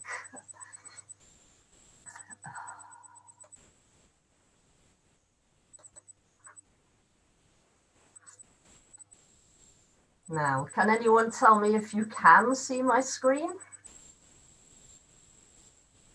I can see somebody nodding. Thank you very much down there. Yeah. Okay, so as Mandala says, the moderator says, my name's Cora Lindsay. I work at the School of Education in the University of Nottingham. And today I wanted to take your theme of literacy across cultures and sort of turn it on its head and talk about cultural literacy. I think there are a lot of things that I'm going to say that will resonate with what your previous speaker said. I'm sorry I haven't been able to hear all the other talks, but I've been asleep. Okay, so if I can start. When I was an undergraduate, I had a tutor who always used to say two things to me, which stayed with me and have been very useful in my life as a scholar and academic. One was keep it relevant. So, you know, it was always when we were answering a question, she used to put lines through things that weren't relevant. And the other one was define your terms. So I wanted to start by defining my terms and taking the term literacy. And according to a standard English dictionary, Macmillan Dictionary, literacy is the ability to read and write. So we have those basic ideas that probably we all think of when we think of literacy, reading and writing. But they also talk about the ability to understand a particular area of knowledge. So it's something slightly broader than just reading and writing. Again, as the previous speaker, I want to pick up on UNESCO's definitions of the term. And again, you can see that for UNESCO, the idea of printed and written materials is still central to the definition. And this idea of understanding, interpreting printed and written materials. And again, this idea of varying contexts. So as with the Macmillan definition, particular area, different areas of knowledge and different contexts. UNESCO then takes it a little bit further. This is a definition from 2004. And they talk about a continuum of learning. So there's this idea of lifelong literacies, that it's something that goes throughout our life on a continuous process. And again, it becomes much broader when they talk about enabling individuals to achieve their goals, knowledge and potential, and this idea, which again, the previous speaker mentioned, this idea of participating fully in community and wider society. So we have this cross-cultural idea of the importance of literacy as a way of living your life, essentially, and not just being able to read and write. I took a word cloud. Word clouds are always interesting. They're always a fun thing to do with students as well. There are a lot of websites where you can get your students to give you lots of words, and then you can create your own word cloud from those ideas. This is one just taken from the internet, but you can see here, again, we have this idea of reading is central, writing and written appear. We have books, we have fiction, we have text. So some of these more, possibly lay ideas of what is literacy. It's reading and writing. Understand is there, knowledge is there, library books, fiction, and so on. So this idea of reading and writing and texts. We also have, though, ideas like lifelong. So you can see lifelong literacy is obviously a concept that many people think of, which harks back to the UNESCO definition of a continuum. We have words like essential. Literacy is essential, an essential part of life, if you like. We have society. So again, literacy is part of being a part of society. Gap is an interesting one. Empowerment, and that's quite a big word here. So again, literacy, certainly for UNESCO, it is seen as fundamental to the education, global education idea of literacy. Okay, so some definitions, they focus not only on reading and writing and understanding and interpreting, but also on this idea of lifelong learning, empowerment, and more than just texts. If we think about collocations are always interesting in English. Which words go together? Which do we expect to go together?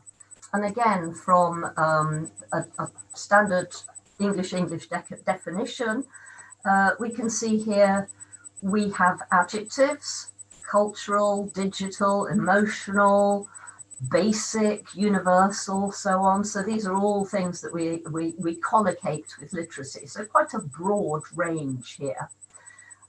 Nouns, we talked about computer literacy, information literacy, media literacy. And you notice here we're talking, again, not just about written texts, but about digital texts, sources of information in a wider sense in today's world. One that I've seen coming up a lot recently, for obvious reasons, I think, is health literacy. And what do we mean by that? And that's an interesting one to think about in today's world, I think. The verbs are also interesting. What verbs do we collocate with literacy? And they're positive: boost, develop, encourage, enhance, foster. And they're all, again, this idea of increasing something and over a period of time. Okay, so positive and active terms. So I'm going to take the first of the adjectives, cultural literacy, because we're talking across cultures. We're talking about literacy, and we're talking about literacy across cultures. So cultural literacy is what I want to look at more particularly in relation to literacy. Cultural literacy then is a term that was essentially coined by E.D. Hirsch in the 1980s. E.D. Hirsch is an American writer who he began his work on cultural literacy because of his perception that there was this big divide in the United States. Again, that resonates with all of us today, I think. But Hirsch saw this divide between the poorer parts of American society, and particularly the African-American aspect of society, and the more affluent, prosperous, and generally white community. And his perception was that it was cultural literacy that this less successful community lacked. So he noted that it wasn't that they lacked reading ability. So going back to your initial idea of what is literacy, it wasn't that they couldn't read or write. It wasn't even that their vocabularies were excessively small, but it was just basic factual information they lacked, which would enable them to understand what they read. So again, you're coming back to this idea of understanding and reading. But for Hirsch, they could understand the words, but they didn't know the facts behind them. So he produced this series of books and coined this term cultural literacy. And he saw himself as collecting together what every American needs to know. And these were basic facts about American life, which would enable the community to be literate and to prosper and to succeed in the educational world. At the end of this book, he has a large appendix, something like 5,000 terms and ideas that he believed, he lists these things that he believed every American needs to know in order to be prosperous and successful in society. And these were divided into various categories. So he had personalities. I've just taken some of these. I think it's very interesting to see what he felt was the foundation of an American heritage or American culture. It would be interesting to know from you how many of these you know. Peter Pan, Adam and Eve, Robin Hood. Robin Hood, of course, is a famous character from the Nottingham area, and David and Goliath. So, you know, these are just taking some at random. These are the part of the cultural literacy of every American. So he had these personalities that he believed we should all know about in order to be culturally literate in American society. He looked at idioms. And again, some of the idioms he chooses are interesting. Actions speak louder than words. Ships that pass in the night. The concept of the American dream and the phrase a vicious circle. And again, I think it's interesting to think about how do we understand these terms? Are they part of our cultural heritage? And also maybe to think about what would be those essential cultural aspects of knowledge that we need in our own societies. What personalities would we choose? What idioms would we choose? The idioms is an interesting one because I often find students who come to the UK who are non-native speakers of English, their English can be very, very good, obviously. But sometimes it is those idioms that they struggle to understand. So a lecture, an academic lecture, will often use metaphoric or idiomatic phrases, and that's what people can as non-native speakers, struggle to understand. Okay, so he chose personalities, he chose idioms. He also produced a first dictionary of cultural literacy for children. And again, I think we can look at the cover of this dictionary for children, see what we identify. How did he choose these aspects? So, and again, I would be interested to know from you which of these you recognize. I certainly don't recognize all of them. But we have Alice in Wonderland. We have the Mona Lisa. We have Abraham Lincoln, of course, but we have, I think that must be Halley's Comet, and so on. So he has identified these are the things that children need to know as part of their cultural literacy in an American society. So this is the concept, where the concept of cultural literacy originated from. And obviously it's slightly controversial as a way of interpreting that. If we come to perhaps the British equivalent or the equivalent in the United Kingdom, in order to become a citizen of the United Kingdom, you have to pass a British citizenship test. And again, I think this is quite common in many countries. I certainly know in many European countries, people are asked to take this cultural literacy test. And again, it's what does it mean to be British? How do you become part of that culturally literate community in a country? And some of the questions, I tried to do this test and I failed. I have to say, I think I got 40%. But I think some of the questions are interesting and indicative of what we think it means to be culturally literate in Britain. So, we start with the first one. Which of the following is a fundamental principle of British life? So these are tests that people have to do in order to get a British passport, essentially.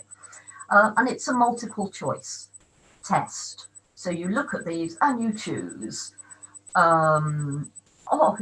is communism, intolerance, individual liberty, inequity. I think those are 4 really interesting choices. And we could discuss a lot why they have chosen those terms and what those mean. Then we have this sort of question. What is the name of the tour guides that tell visitors stories about the Tower of London's history? And again, you have to know which of these terms apply to the people who take you round the Tower of London. And just in case you don't know, they're called beefeaters. And of course, all these others, the distractors, do have significance in British history, but they're not the people who take you around the Tower of London. Finally, just as another example, what movement challenged the authority of the Pope? And again, you have to choose from these four concepts in British culture: the swinging 60s, the Reformation, the suffragettes, and the Enlightenment. And I wonder, of course, how many people in the UK would actually know these things. If you're interested, there are lots of examples of the British citizenship test online. Do have a look, see what you think. And it's very interesting to analyse as a way of the government thinking about what it is to be British. So cultural literacy for both Hirsch and essentially underlying this British citizenship test is this knowledge of particular facts, personalities, idioms, and people within a culture. So are we talking about a common heritage of knowledge? And this was from a British news story a few years back now. There is a quiz program on British television, which is called University Challenge, where different teams of students from different universities throughout the UK take part in this competition. And they're asked quite difficult questions. And obviously the winner becomes the University Challenge winner of the year. One of the students who took part in one of these competitions was a girl called Daisy Christodoulou. And she became almost a sort of celebrity figure in the British media because she knew everything. She knew all the answers to all these questions. So there was a lot of interest in who she was, where she came from, and so on. And as you can see from this quotation, her father was an immigrant from Cyprus. And she says he remembers going to school in the East End and very often not knowing what they were talking about.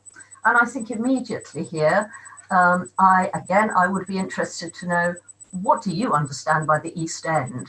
People in Britain would immediately understand we're talking about the East End of London. We would understand the connotations of the East End. It's a particularly poor part of London, for example. So again, that sort of common heritage that we have.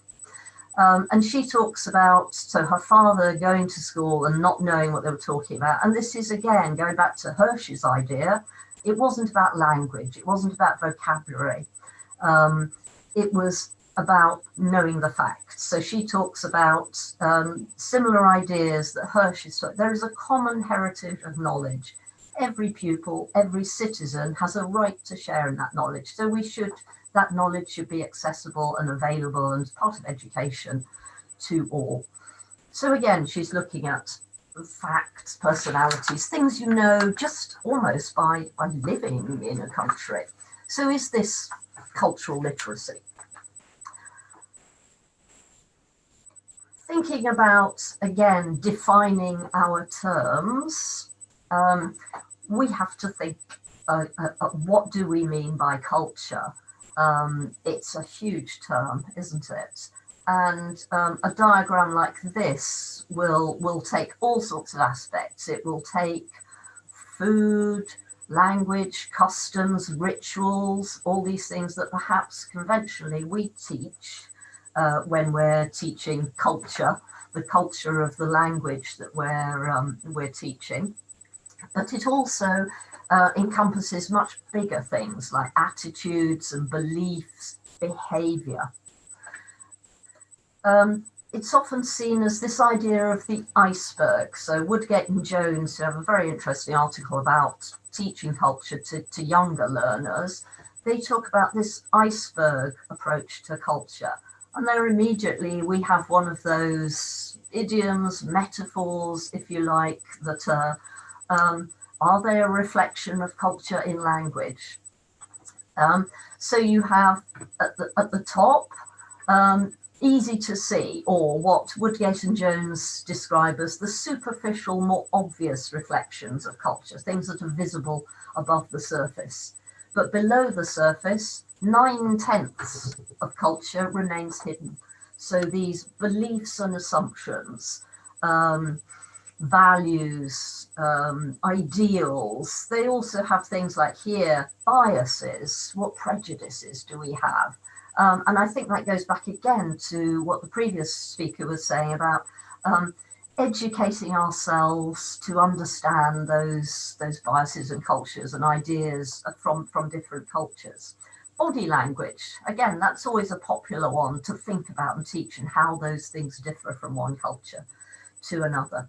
So we think of culture as those personalities, idioms, facts that Hirsch and Daisy and the British citizenship identifies, or do we think of it as more abstract concepts?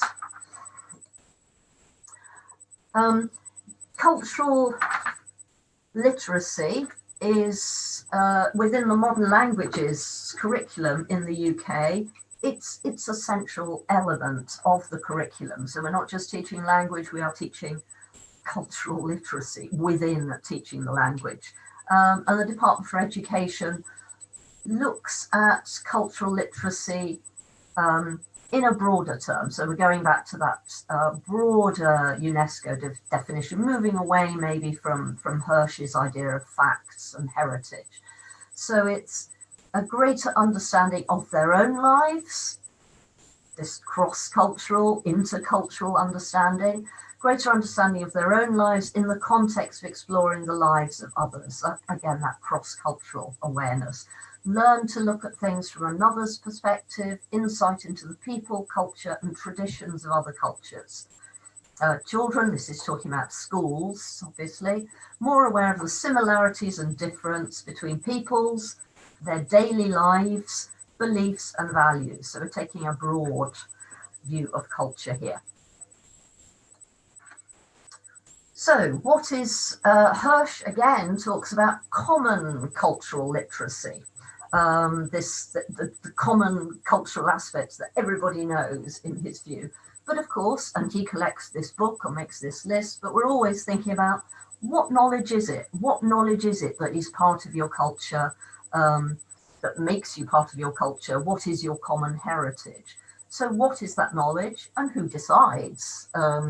Somebody writes those British citizenship tests and decides that these are the things you need to know to be to buy into, I'm using idioms, the culture of Britain, to be a part of that common heritage. Claire Crouch, who also writes a lot about culture and what it is, and intercultural understanding, she dismisses this idea that what we teach in the language curriculum is the 4 F's. Foods, here we go. So do we teach about food, typical food, fairs, folklore, and statistical facts? So if we're thinking of British culture, are these the things that we all think about? Fish and chips, Stonehenge, Christmas. Brewster and Ellis talk about, again, pick up on this idea of it is not teaching facts about England and the USA, but encouraging our pupils to make discoveries about culture for themselves. So moving away from Hirsch's idea of cultural literacy and this idea of taking a critical, analytical approach to your own culture and to the culture of others.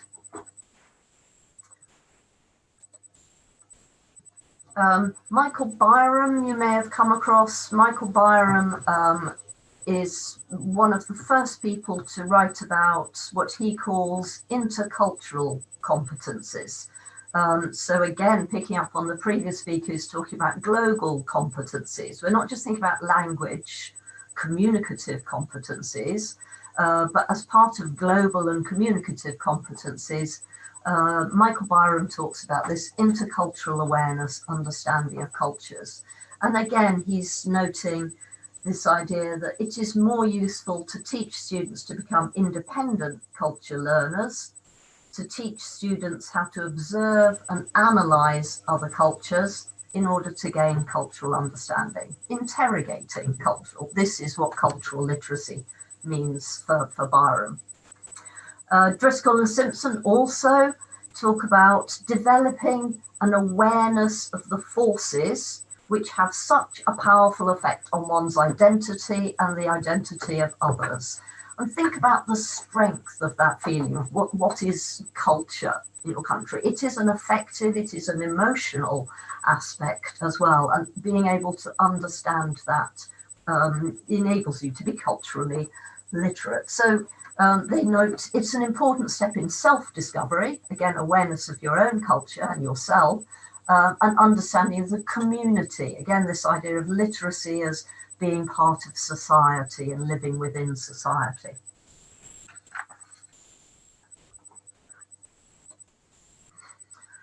So language learning and teaching, and again, there's a lot of discussion. You will all have know of the Sapir-Whorf hypothesis, which argues that language is a reflection of culture and vice versa. Culture reflects language and language reflects culture.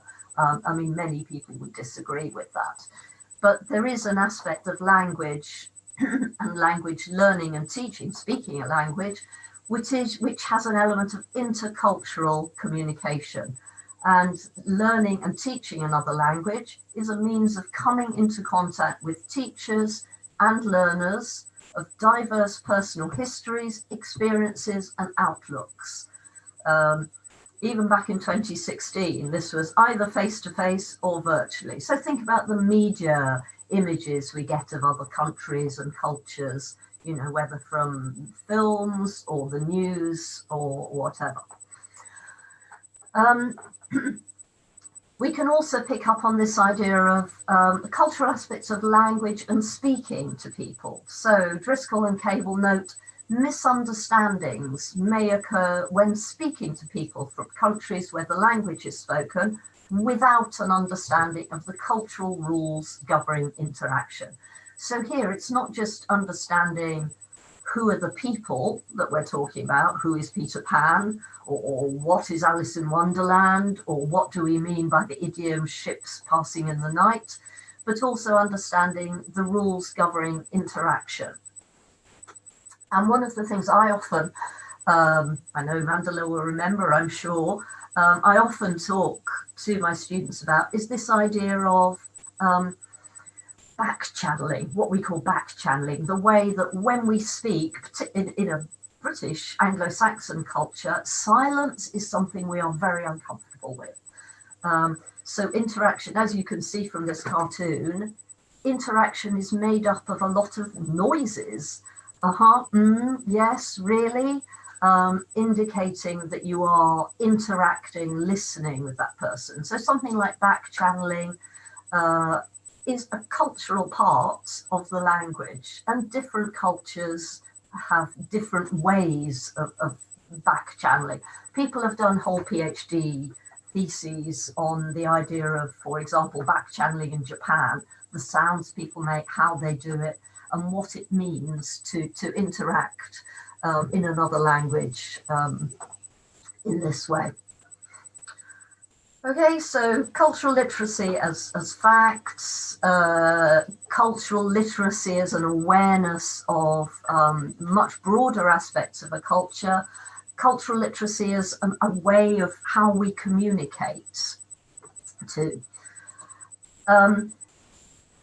Again, Claire Crouch talks about, she gives this anecdote of a Chinese learner of English, and she says to this Chinese learner, okay, you need to know something about the culture of the language you're studying. And this learner says, well, I can get all that from the internet. I can get these facts. So if we're thinking culture is food, fairs, folklore, or the facts and personalities that Hirsch describes, we can get all that from the internet. But then this learner of English did find that when conversing with a native speaker, he still does not understand what the native speaker is saying. He can understand every word, but he still doesn't understand. And also, more broadly, why he seems to have offended his interlocutor. So this idea of misunderstanding and possible offense from not being aware of the cultural aspects. So although his grammar is perfect, he understands every word, he still manages to offend. And she notes, or they note, that what this learner can get from the internet are these facts, information, expert advice on things to say or not to say.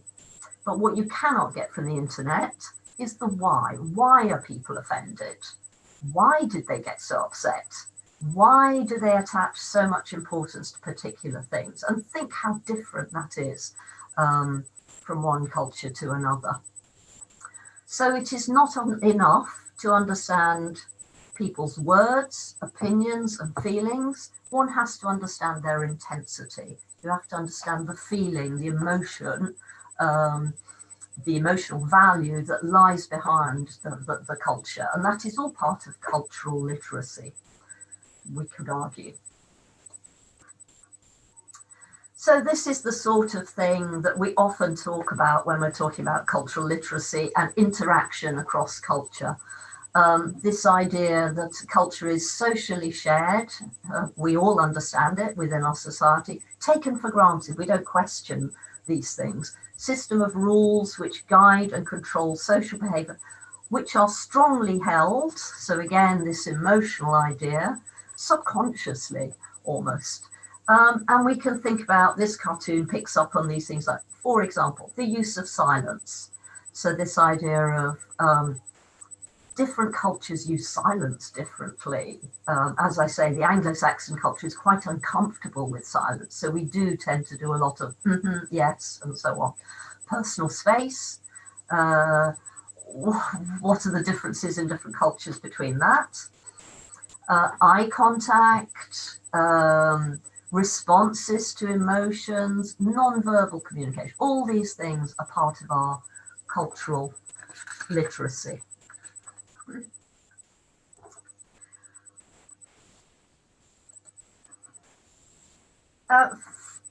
Finally, how am I doing on time, Mandela? Am I okay? You still have 13 minutes left. Okay, lovely, lovely. Okay, thank you. So moving on to really my conclusion at this point, I also wanted, on a slightly light-hearted note, I mean, a lot of these cultural things are what Lawrence Sterne, I don't know if you've come across Lawrence Sterne, but he's an 18th century English writer who wrote a book called Tristram Shandy. If you are interested in English literature, it's a wonderful book. It's quite crazy and very modern. But anyway, in one of his books, A Sentimental Journey, which is travel writing, he writes about his experience of traveling through France and Italy in the 18th century.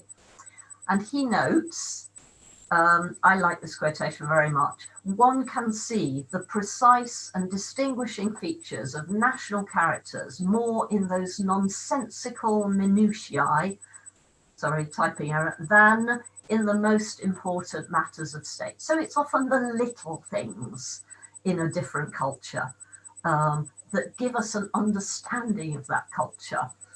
When I ask my students, okay, I say culture shock, what did you find most interesting and surprising about Britain? They will always come out with the little things, the nonsensical minutiae. They will always say things like, why do you have separate taps? So we have separate taps for hot and cold. Why do you put milk in your tea? It's often these little things that people notice and that you notice when you go to another country, the nonsensical minutiae. So I thought I would just pick up on one or two of those nonsensical minutiae, so small, quite ridiculous often details that you notice about another culture, which in many ways tell you a lot about another culture and a part of your cultural literacy, and that an ability to become aware of them, interrogate them, and understand the emotional strength that they have for a culture. So let me just give you some examples. This gesture, okay, gestures and body language is always an interesting one across cultures. This, for me, indicates a telephone. If I do this to somebody, I will be saying, phone me later. And again, there was recent discussion in the British press about whether this is age related.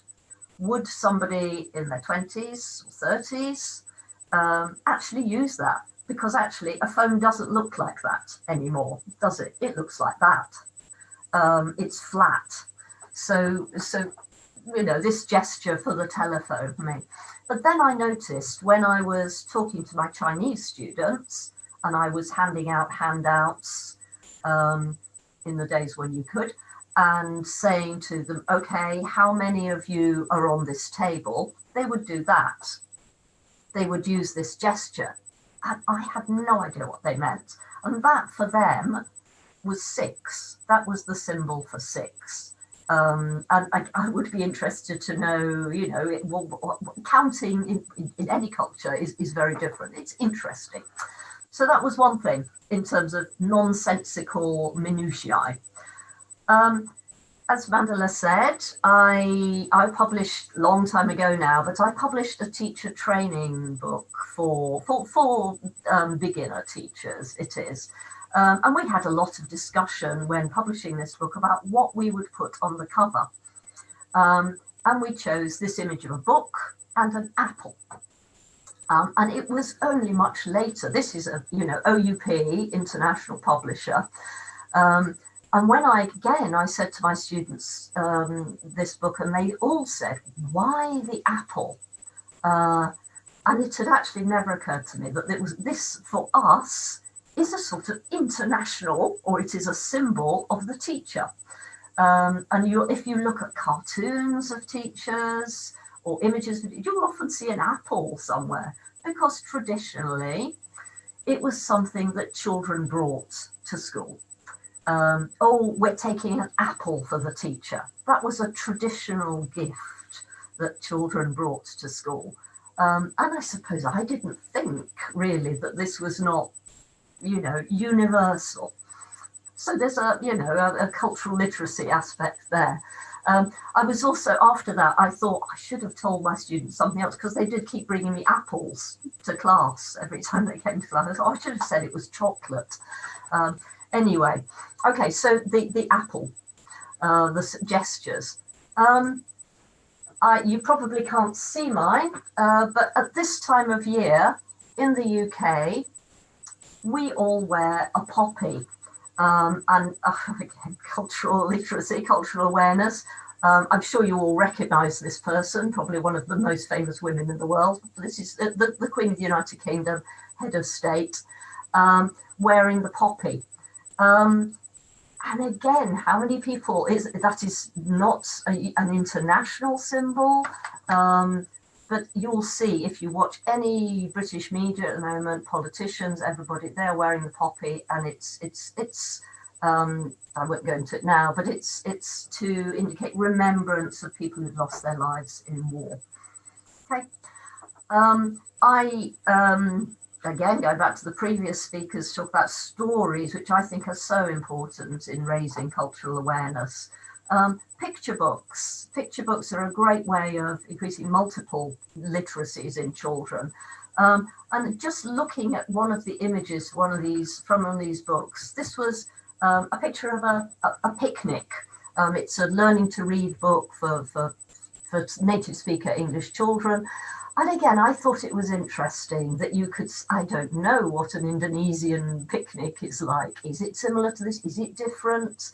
There's so many of these things here we all immediately recognize, and the semiotics of it indicate that this is a picnic.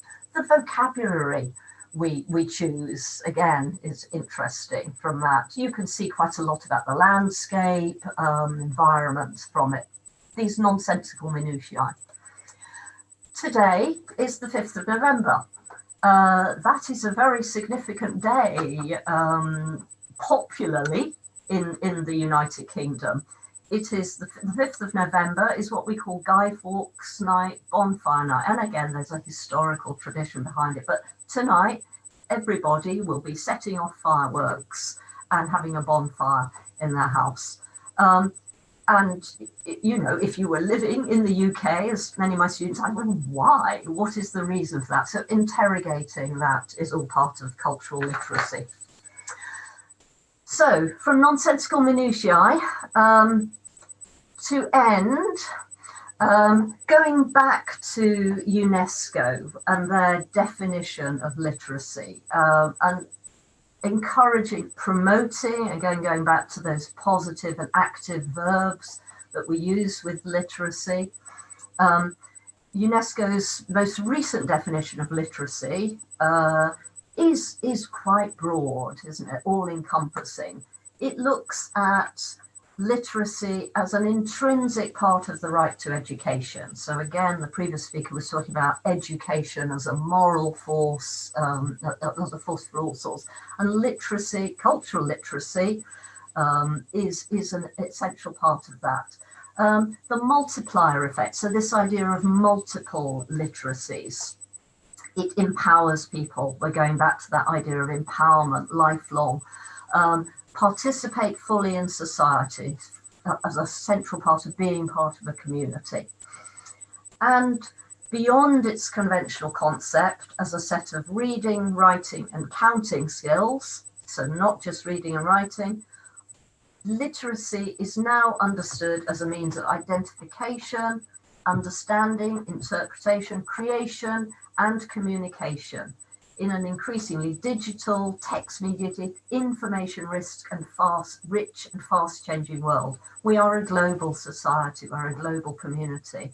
But we also, again, going back to what the previous speaker was talking about, we have our own cultures, which are always interesting, and cultural literacy is a way of understanding our own culture and interpreting those of others. I will end there. And I mean, I do look forward very much to hearing the discussion about these things. Obviously, any questions, welcome. Let me just put up my references, and thank you all very much for your attention. Thank you once again for inviting me, and thank you, Mandala. I'll stop there. Thank you. Thank you so much, Cora. So that's the presentation from our fourth speaker today. Now we're going to move on to the discussion that will last for also 45 minutes. I have saved your questions, and we have already 4 questions, but I will deliver the first 2 questions from our third session today, which is from Prof. Artini. The first question is from Adi Swastawan, a student of English language education. It's about reconstructing the story. And the question is, how to reconstruct a story so that it remains interesting, while the moral message can also be conveyed properly.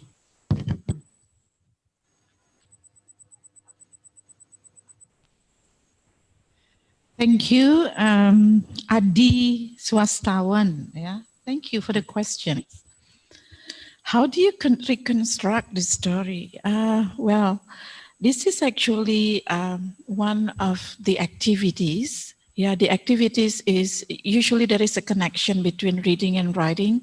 So this is the reading and writing activity, in which in the writing activity, the students are given a task to rewrite the story. Yeah, to reconstruct mean to rewrite the story using their own words, and maybe with the adjustment of the story, how the story goes.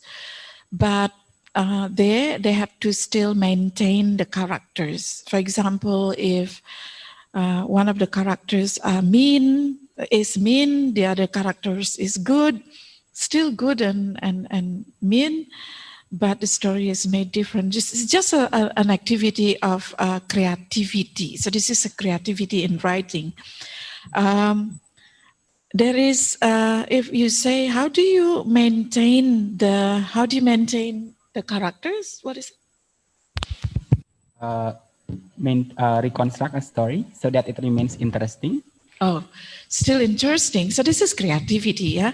I can't really tell you how to make it interesting, but because this is just an activity of writing. So this is a writing activity following a reading, and the student have the freedom to do it as interesting as they can, so that they because the story will be published, for example, by doing class publications. So it's displayed around the classroom. Everybody will read around, and maybe the teacher will give a small form, maybe assessment form, very simple, to see and to maybe to score the story. And then finally they sit down and announce the best reconstructed story, maybe.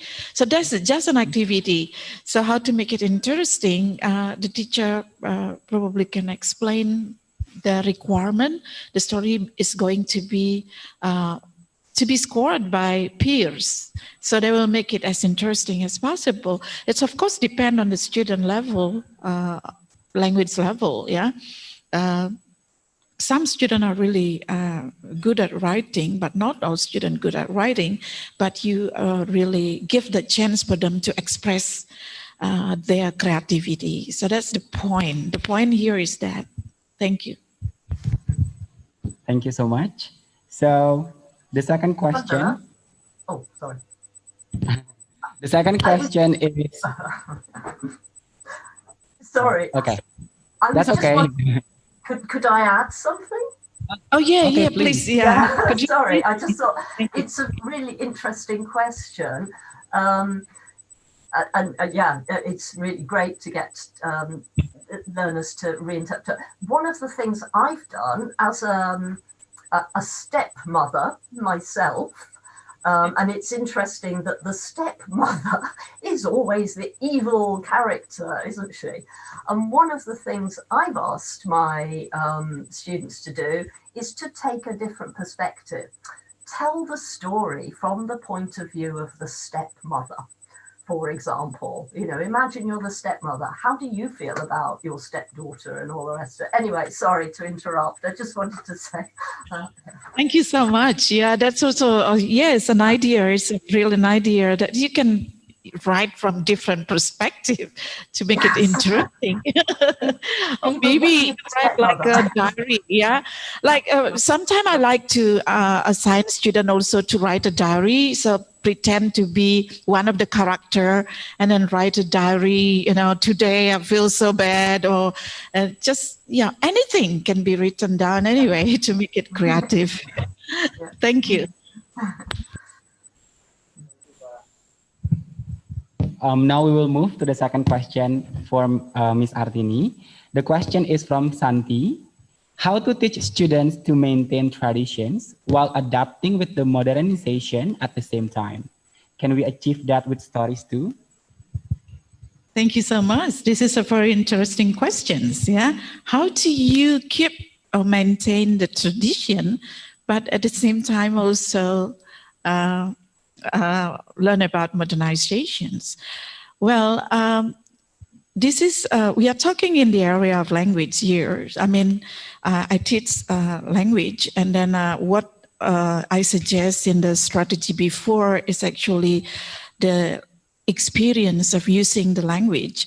And how do you keep traditions? From what I gave the example before is by giving a lot of example of stories from our own cultures, from the student-owned cultures, and then also give the activity that relate that to the modern culture, to the modernization. So one of the example of activity that I suggested before is to write the story in the context of today world. So for example, it was the story of bawang merah and bawang putih.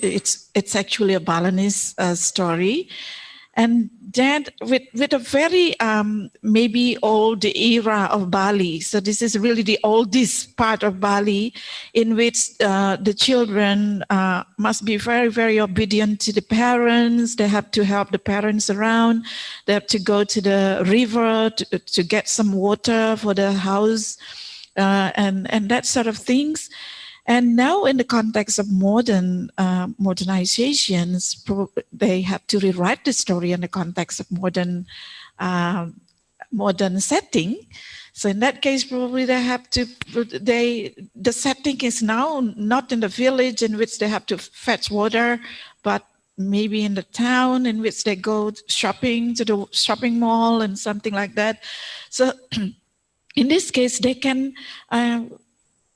compare between what happened in the past, what happened now, and also with the traditions is by giving, as I told before, by giving a lot of not only stories but reading materials about traditions. For example, in Bali, we have a tradition of every full moon that we go to the temple together, and we can discuss about that, and we can talk about how this tradition actually give the opportunity for people to get along. So not always get along through the mobile phone, but this is an activity. Then they can compare between the result of the tradition of getting together for a ceremony, and then when they are in the classroom with all the, for example, the virtual classes, for example, so they can see how tradition in some ways have the place, and it has to be maintained, and then modernization also the other place in which also should be practiced. I think that's one example. So it's really depend on the creativity of the teacher, because it's very important that they're aware where the students are aware where they are from. They're aware of their community. They're aware of the custom and traditions. They not only aware, but they also appreciate and also proud to be part of it. And they also know what happened today. And in between them, they can go back and forth to probably give their opinion about that, and understand that both of them are are very are their life, their real life. Yeah, I think that's I can do. Could you probably add something, Ibu Clara? Cora. Yeah, could you maybe you something? Yeah, no, I definitely agree with you. I think stories are wonderful for raising awareness of your own culture and traditions. But the thing about stories is that they are universal often. So I loved your examples, and I mean I would assume they're the Cinderella story. Does that? Yeah.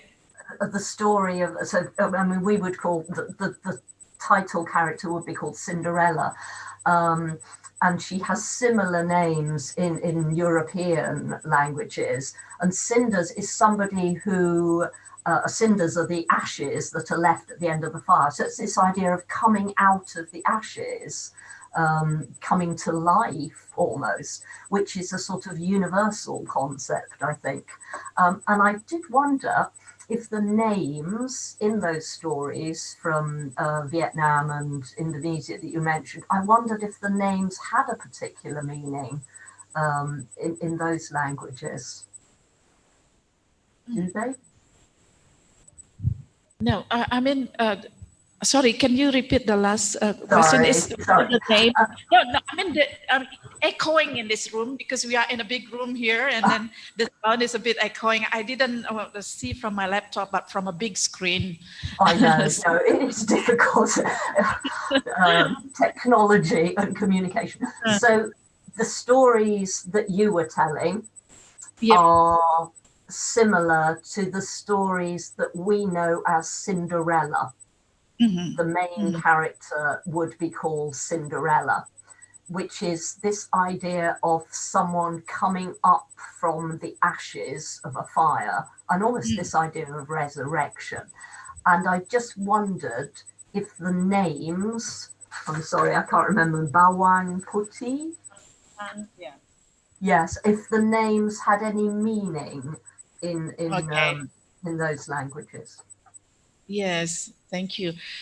Yeah, first of all, yes, the story is similar to Cinderella, but maybe in the Cinderella, because it's a fairy tale, there is a kingdom, there is a prince and princess, but in this story, it's just the common village in which they not ending up in the castle, not ending up with the prince. So this difference, but there is at the end, there is a good ending in which they, because of their,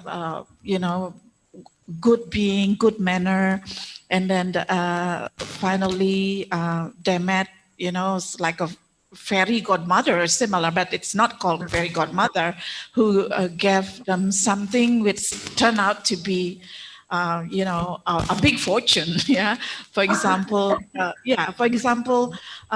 give a big pumpkin, and then when they cut the pumpkin into half, and it's a lot of jewelries, yes, that's diamond and that sort of things that make, that's a fortune. So the story ending up in a different way, but there is, I think something magic at the end. Yeah, and the names, naming it's interesting. Yeah, interesting. This is to do with Balinese culture, but when it is translated into Bahasa Indonesia, it's a bit different. In Balinese, the names bawang merah. Bawang merah is actually onion. In your kitchen, and bawang putih, yes, bawang putih is the garlic, so that's in the kitchen. But in Balinese, bawang putih mean kesuna mean misuna. There is a meaning beside that. So someone who always betrays someone else. So that's a bad actually a connotation of the meaning. But the name is taken from what is found around, around the daily life. So it's just picked from something in real life. But with Tam and Cham, I didn't have time to look at the meaning of the names. But usually, it should have meanings, yeah, but I didn't really check the meaning of the names, but the one in Indonesia, I know the meanings, yeah. But Cinderella is a different kind. So when we look at the story, the folklore in Asia, and then the story of the, fairy tale in European countries, they maybe the theme the same. The theme of a good, good doing will end up with good luck. It's just the same, but maybe it's a bit different in the choice of, the choice of how it get into the end. Yeah, so the how it get to the end is different. So it's very, very cultural bound, I guess. So it's very, very much affected by culture. So European culture and Balinese culture, Indonesian culture, Vietnam, Thailand, probably because it's in Asia, it's more similar when the Cinderella type story is collected in Asian area. They are quite similar, but when it's compared to European, it's a bit different. How it come to the end. So yeah, it's very interesting. So it's a very interesting, materials to start with. Yeah. Thank you. Yeah. Thank you. That's really interesting. Yes. Thank you to Ms. Artini and also Cora for adding the answer. So we learned that in order to reconstruct a story, we can maintain we need creativity, and also we can do some adjustments while maintaining the characters to be still in the story. And also to maintain traditions while facing modernization, we can write the story using the today's world context. That's what we learned from Ms. Artini's answer. Thank you so much. Now we're moving to the next two questions, which are for Cora, from Cora's presentation. The first one is from Yoga. The question is, in order to avoid misunderstandings happen because we speak the language without understanding the culture. So do we have to learn one's culture first, then the language, or we have to learn them simultaneously? Great question. Really interesting question. I would say the two go together because I think, if you're thinking of communication as language for communication, cultural communication is part of that. So I think the two together, how we interact, how we use the language, this idea of back channeling, for example, is part of the language. So I don't think you can separate them in a way. Then of course there's the whole question of English, particularly as an international language, and do you separate English as an international language from, Anglo-Saxon culture? So it's a very interesting. I think they go together. I think you can't communicate without being aware of the cultural connotations of what you're saying. I think that great question. Yeah. Nice. Thank you. Now moving to the second question from Andrea. Do you think the same stories and idioms can be used to teach students from other places with different backgrounds? Is there any tips on how to encourage students to analyze other cultures in order to gain cultural understandings? Is that for me? Yes. Initially, yes. Oh gosh. I think most students love idioms. It's a really popular, because it's a creative use of language, isn't it? And I think an awareness of idioms gives you some sort of understanding of the culture of a country as well. And today we're so lucky that we have access to, the media, films from other cultures, and we see it all around us, don't we? We're not just learning it in the classroom, we're seeing it in action. And, just taking a picture book image for a child, and I think, I'm sorry, I know, but the previous speaker was saying the same. about identifying the costumes, the food, the landscape of a culture is very much part of learning the language, and that's one way of doing it. Visuals are a very good way of becoming aware of a culture. So becoming aware of the idiomatic nature of a language. So just for example, one of the common phrases in Britain would be, "Oh, it's not my cup of tea." What does that tell you about British culture? If it's not my cup of tea, cup of tea is so central to our, anyone comes round to visit, you put the kettle on. So yes, being aware of idioms, being aware of the visual aspects, being able to see interaction in other cultures, I think are all really good ways of raising awareness of cultural interaction. How people gesture, space, all those things. You can ask your learners to look at those things, identify those things, I think. I hope that makes some sense. Thank you so much, Cora. So we learned that in order to avoid misunderstandings, we're learning the language as well as the cultures together because we cannot separate them. And also we can make some adjustments also to use stories and idioms to teach students with different backgrounds. So thank you so much for Cora and also Prof. Artini. That's all for the discussion. I believe that we learned a lot today about local stories and also cultural literacies. I would like to thank all the speakers and also all the attendees for the participation in these sessions. Now I would like to give it back for the next session to the MC.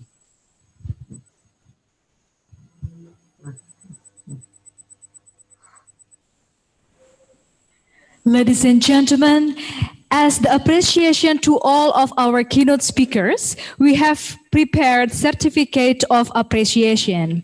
And therefore, we would like to invite the Dean of Language and Art Faculty to present it to Professor Loh Putu Artini as the keynote speaker, who is also on this occasion representing the other speakers who attend this conference virtually.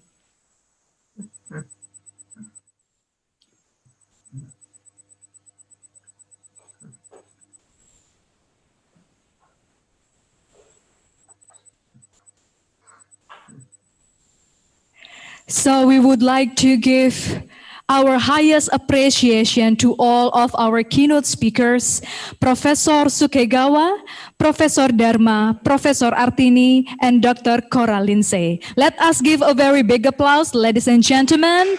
Thank you very much for the presentation. Ladies and gentlemen, let me inform you that actually we should have had one more keynote speakers. He is Mr. Sanjoy Kumarde from Santa Mariam University of Creative Technology, Bangladesh. But unfortunately, he cannot attend to this conference because he is being hospitalized due to coronavirus infection. So let us wish him a fast and good recovery.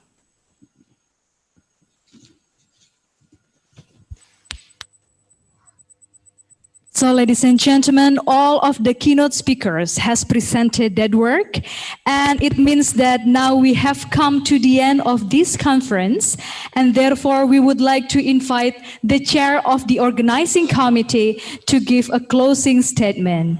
Nyoman Karina Wedanti, the time is yours.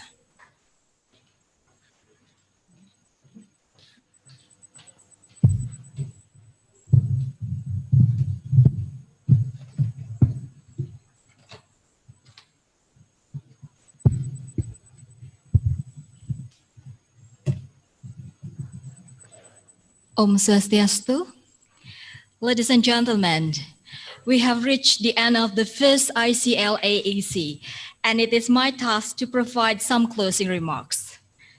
It is a sad task because we shall be closing the door on lively and stimulating discussion. However, it is also a privilege and an honor to be entrusted with such an undertaking at the gathering of such eminent people from different parts of the world in the fields of arts, languages, cultures, and education. As with all such events, and this conference has been an outstanding example, our minds have been assailed by a torrent of ideas, information, statistic, interpretations, and visions, and it will probably be a day before we can sift through them all, consolidate our own personal perspectives. There is indeed plenty to reflect upon, and if this in any way enhances our individual and collective contribution to the literacy across cultures.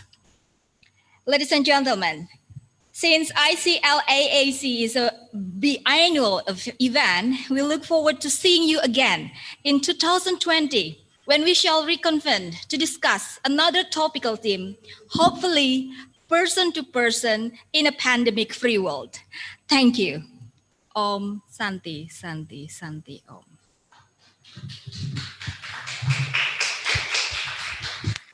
So, ladies and gentlemen, for the presentation of the other presenters, we would like to invite you all to visit the official Instagram account of this conference at ICLAAC, and you are welcome to watch the presentation of the other speakers, and please feel free to ask questions and give comment in the comment section. Ladies and gentlemen, this is the end of the first International Conference on Languages and Arts Across Cultures. I'm thankful to all of the guests, presenters, and participants who has attended this conference. Thank you very much. Om Santi, Santi, Santi, Om.